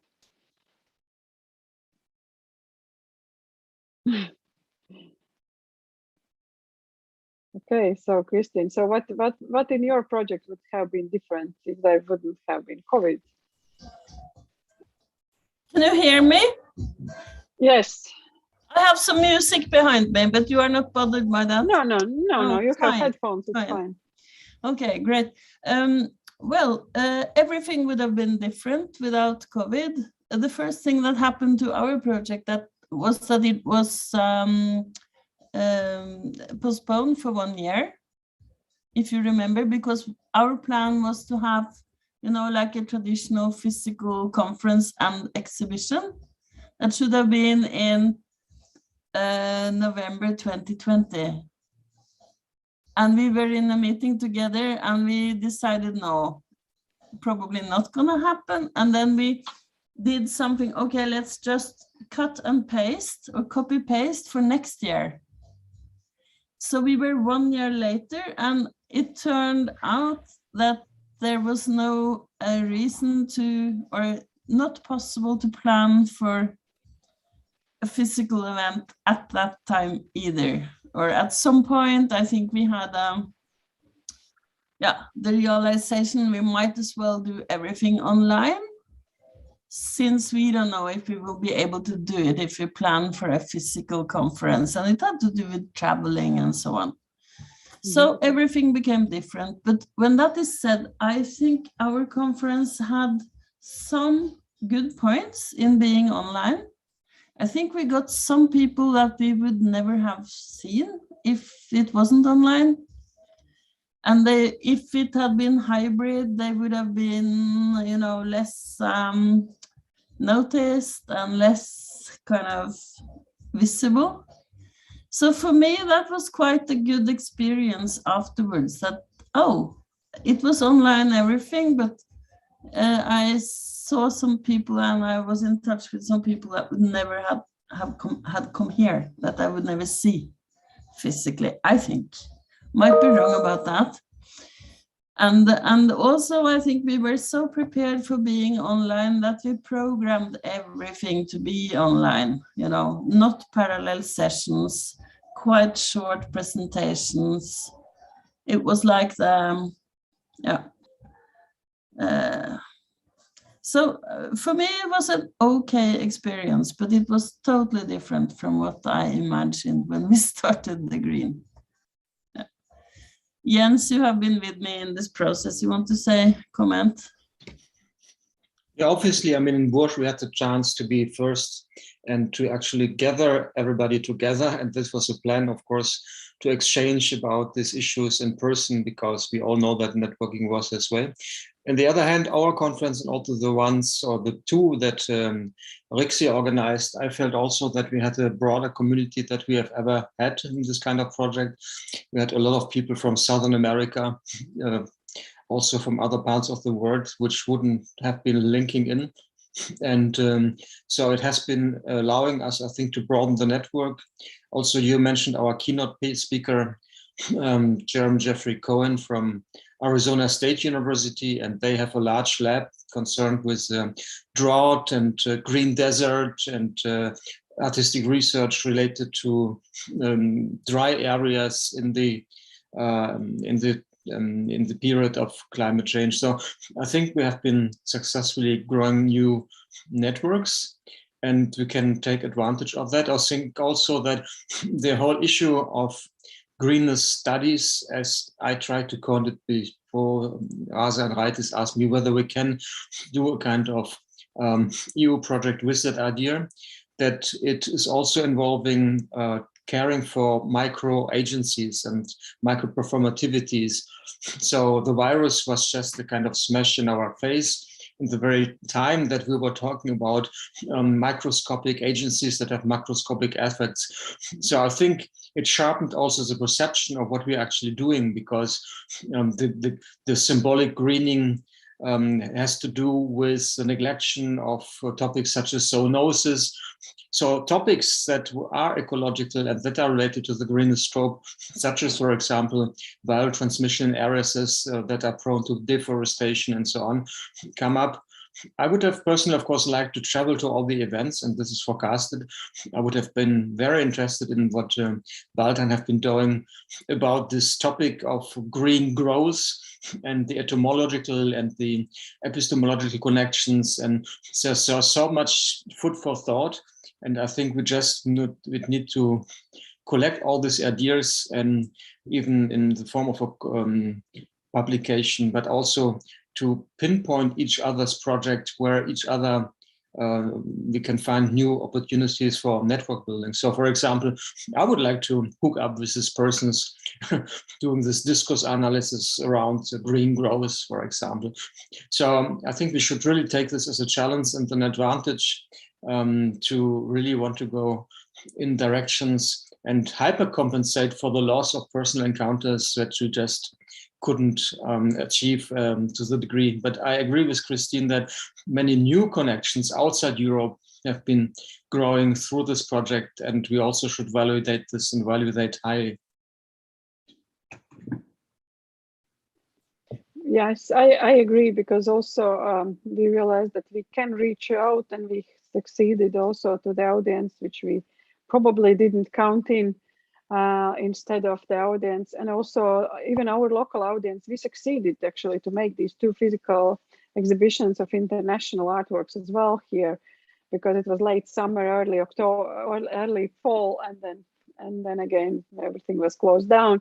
And yeah, but also the local people who came, I think we again did kind of achieve the reaching out to very new audiences. So and also just by feedback, because we always have our assistants and guides in the exhibition, so who are prepared and always are explaining the works to the public. So this is what we know, because our audience, and also for the green exhibition which took place in 2019 in National Art Museum, we also had, especially in September, quite many school children groups, and this was not so much possible.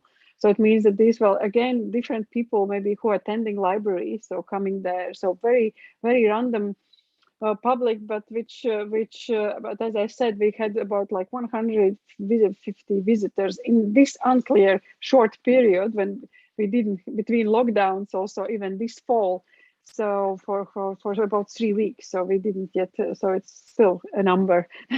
and yeah, I see also also Claire from Anthropo has joined. Maybe you can also comment how this project and all this collaboration in the Green Project has been affected maybe by this particular situation of isolation and online.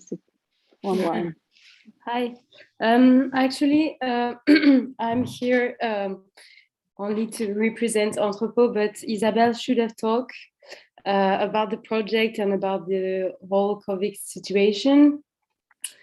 But because I wasn't really part of the project, I can't really talk. I'm just, I'm sorry about it. But yeah, Isabelle is. No, but you can say, just because also your organizations changed. So maybe just comment about all these changes over these last 2 years.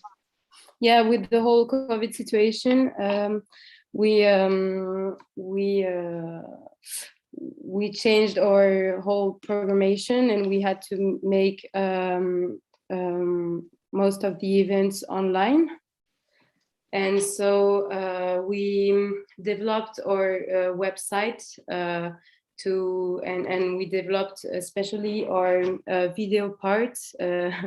So we continued our activities, and we keep welcomed different artists in residency, whereas our place was closed. And so, yeah, we developed really much the video part and the live parts. Live, yeah. Yeah. Yeah, okay. Thank you. And also your video was really, really great. So Jens already showed in the beginning. So it's, I'm super sorry beautiful. Yeah, No, it's fine. The whole No, part. but we're happy for joining because so we have still about like 7 more minutes for the finalists because we started 10 minutes later. So we finished 10 minutes past. And just drop any question to anybody. So let's try to figure out, so maybe some constellations for next projects or some follow-ups, or as well as for the publication, of course. And the question, so we have a lot of these beautiful materials, what to do, video and text. Yep. I would like to very shortly hear, what do you think about the publication? How do we go about it?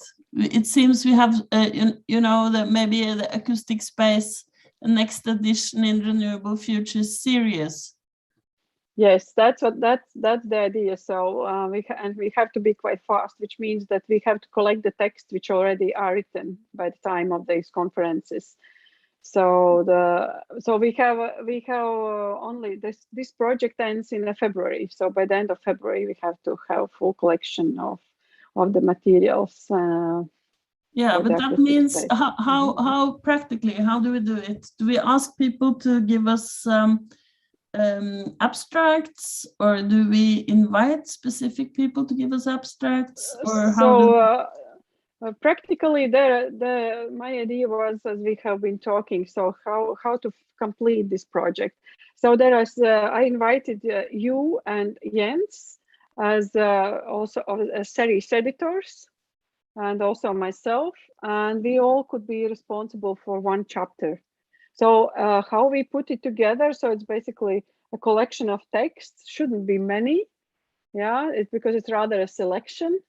And also you can, so that's about like the main, like a theoretical part, yeah. So because also, I would like also to hear what Jens can propose, but also we have been already receiving some text from the Eco Data Conference, not yet from the Post-Sensorium. But we always, acoustic space, we always are covering the exhibitions, because for us the research part seems, consists, always includes this practice is also how it needs to be covered. And for that, we invite everybody to contribute, maybe short text or some highlights for the project, for the one, let's say one or 2 pages. Yeah, but that's already like a catalog part, I would imagine. So it's quite clearly there are research text and a catalog from all the partners who did the practical projects. Yeah. So that's about publication. So Jens, would you like to kind of think, because this is already another discussion, so which we meet for an editorial team and say what is realistic, because I think we have to revise what we mainly already have and invite maybe a few realistically, contributions. Okay. Jens? I mean, it would be good to look at who has produced text so far. I mean, we have maybe keynote speakers that have a written text. Maybe there are work documents that have produced different texts. Maybe, for example, I mean, the topic of the oikos, the ecology and economy, I could imagine that there is a kind of outlook in the meaning of what oikos means today. And I mean, maybe there is text already there, and in a written form. I think everybody should flag up a little bit what kind of text material is there, without having to go into the heavy duty task to actually approach speakers, or I mean, just to make a compilation of text materials that can be collected easily because of the time frame. I think it's a bit tedious to look into a publication with something to be written specifically, or too much text written be specifically from now on, given the time frame. So maybe a task for everybody could be look into the materials that you have, and out of which, according to the overarching scheme and methodology, there could be easily adapted. In our case, for example, in Bourges, I think the catalog part is quite easy because we did this job to really produce very accurate descriptions in perfect English already. In Riga, the text levels are very good at the catalog part already. In the conference in Oslo, Christine, I don't know exactly, but there are maybe also some outstanding papers that have probably a written form. Also the keynote lecture on what's coming after greenness and the prismatic ecology. I mean, we could ask the keynote speaker. I mean, I think everybody can look at his own material and her own material, and to maybe send a list to Raza and to myself to see what would be suitable. I mean, I think the most important at this point to come up very quickly with a suitable methodology and have the same kind of task for everybody, and then see how much volume this can produce. I mean, you have more experience with your series than I have, Raza, but I know what it looks like. Yeah. Okay. So the time, does it mean that the timeline is that the texts must be ready for editing or for publication at the end of February, Raza? Earlier, January. Yeah, those which we can include in this one publication, which is next after Oslo Fjord. Yeah. Yeah, but the series continues, and it takes really take sometimes 2-3 years even to get published. So it's no problem if there's deadline is extended. But maybe what Leon suggests, maybe there are people maybe there are nearly written text already, so which can reach for this deadline.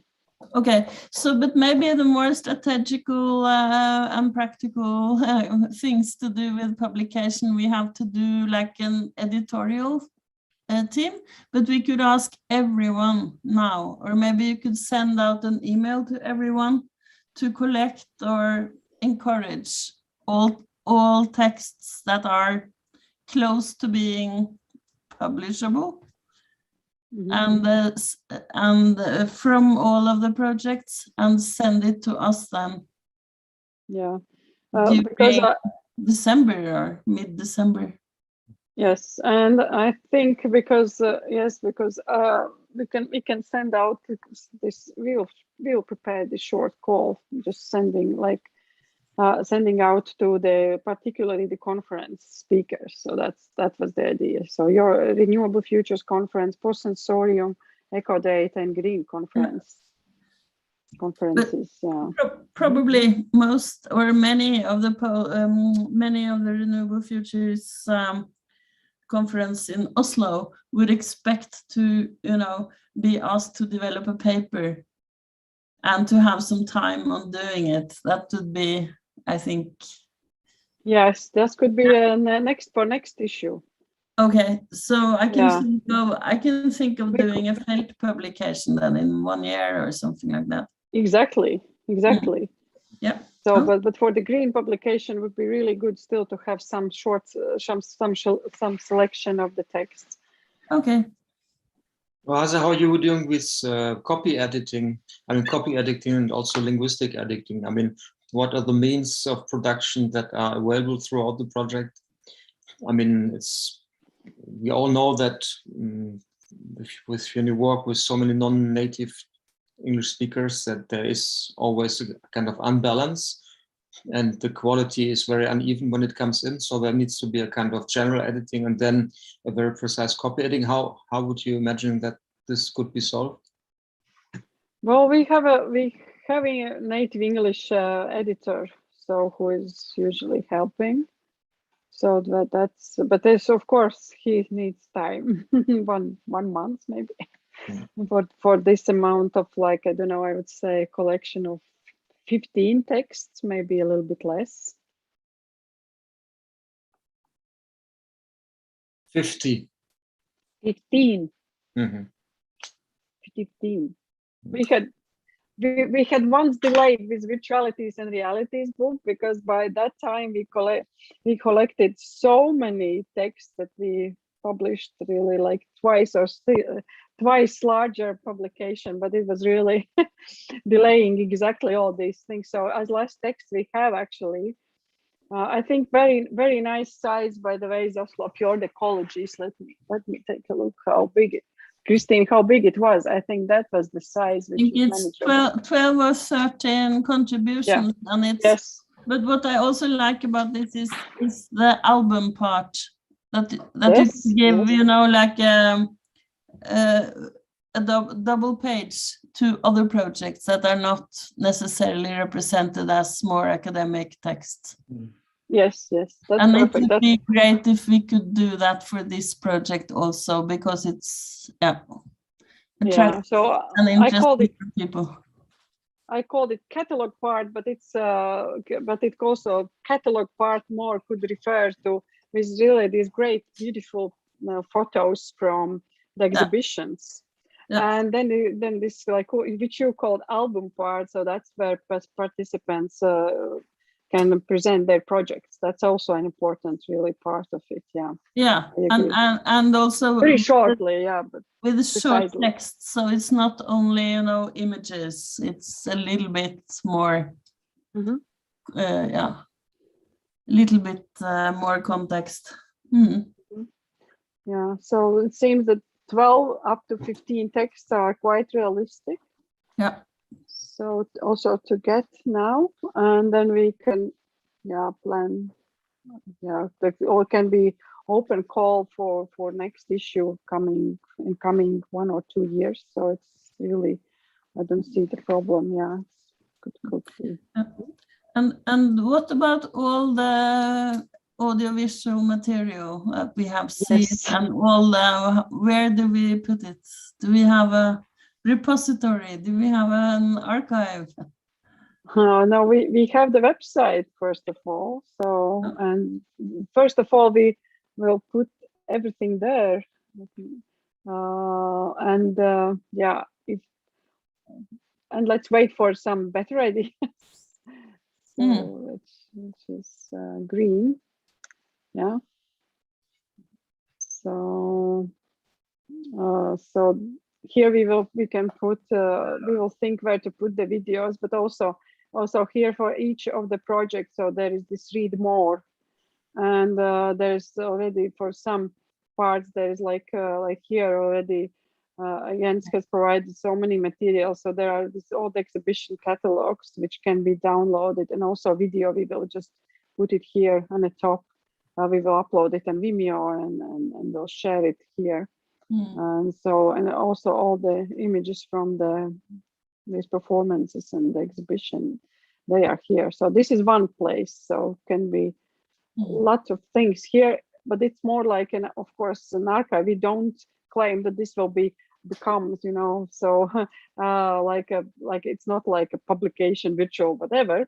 So this at least is the space where we can access. So it's more like a resources, but quite representable though. So it's all professional photos and beautiful video edits as experience. Rasa, would you imagine, for example, I mean, the catalogs that we have, would you imagine that, for example, that the fact of compiling, let's say, an introduction and then making blogs of artist projects as with a subheader would more represent the format of a text that has this length, or would you rather keep the descriptions of the artist projects in the exhibition as a catalog part? I mean, there's two options: either to really present them in a catalog style with a double page or half a page, or to compile them and to make them into longer text. What do you think is the better solution? Well, longer texts, of course, would be very interesting to read, but who will write them? Well, for example, for the Bourges part, there is a curatorial strategy behind that. And for the Riga part also, I mean, it has been kind of intention And then there are the examples that are putting these works in another context. So it could be compiled quite easily. In these both cases, I think, I don't know so much about the Eindhoven and the Ljubljana project and the MPLab projects in how far this generates different formats. But you could think of, for example, for an exhibition such as Ouvert, that it could generate a longer text with introduction and then following a kind of red thread going through the art projects as text material exists.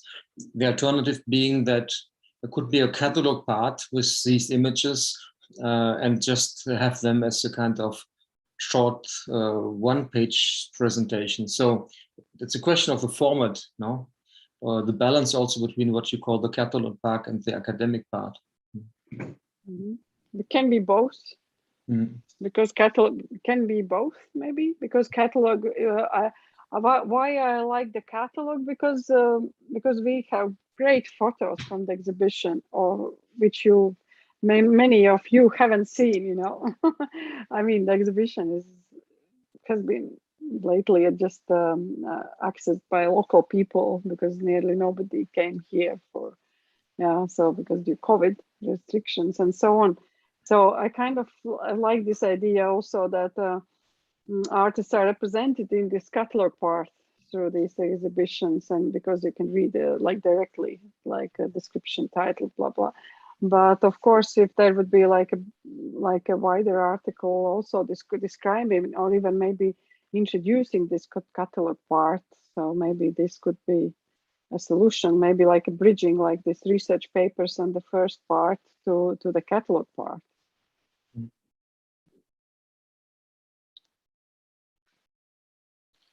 Yeah, I think again it would be useful that everybody sends a kind of sheet with a kind of compilation of which text in which volume could be suitable, and then we look at what is realistic and what is not. No.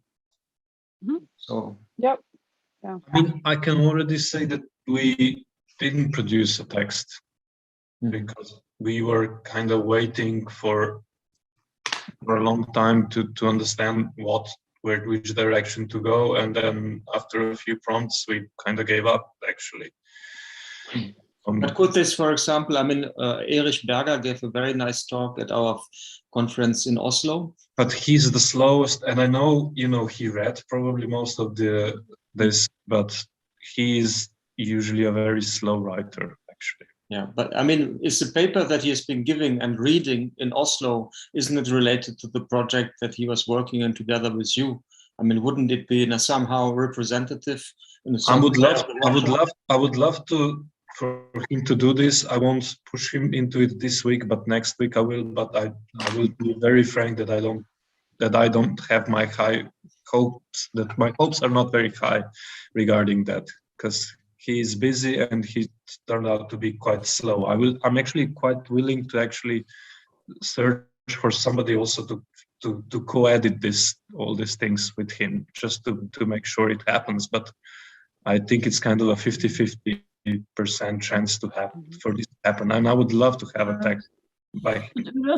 That's a very good solution, if that's a possibility, to have someone to co-write, to not push everything on top of the artist or curator, but to have somebody, some scholar or some critic or I mean, I'm actually prepared to invest in having like a co-author, if that's possible, or a special editor that kind of co-writes this, because obviously there is already text.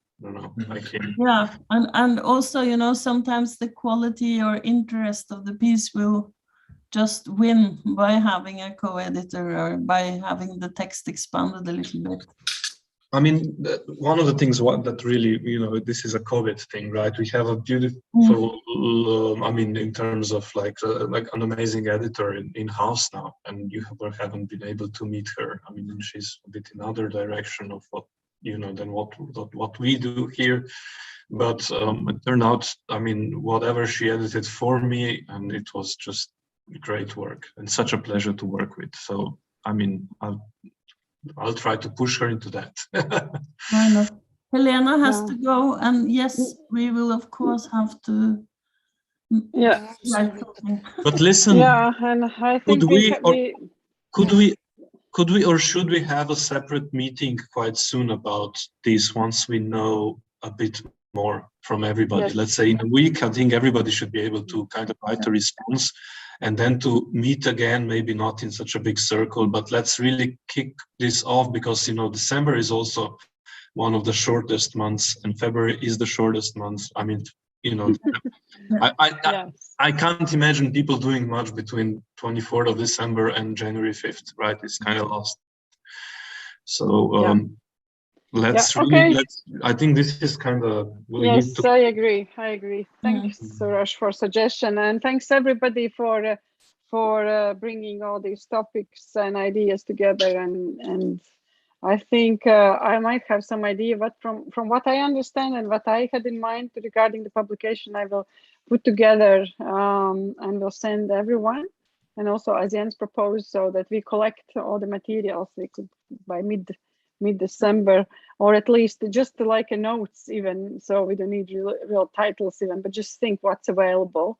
And also we can reach out to our conference participants from the previous years, and also these conferences this fall. So just to find out, saying that there is this urgent deadline, so for already written papers, and then forthcoming in a year, 1 year time. So just to be realistic, and we can focus quite on the catalog, I think, Jens. So though, because also we have produced like small booklets and websites, so with you, but if it would come into publication, I think just also would be really good, because these artworks are just all the scope and variety. I think it's quite huge, quite impressive. Yeah, so that's at least what we already have as a content. Yeah. Okay, so I really would like to thank everybody, and we are slightly delayed, but we started a bit later. So so I hope everybody still fits in their plans for the evening, and hope to see you soon again. Bye-bye. Okay, thanks everyone. Thank you. Thanks Ivy for hosting us. Bye. Bye. Thank you. Bye.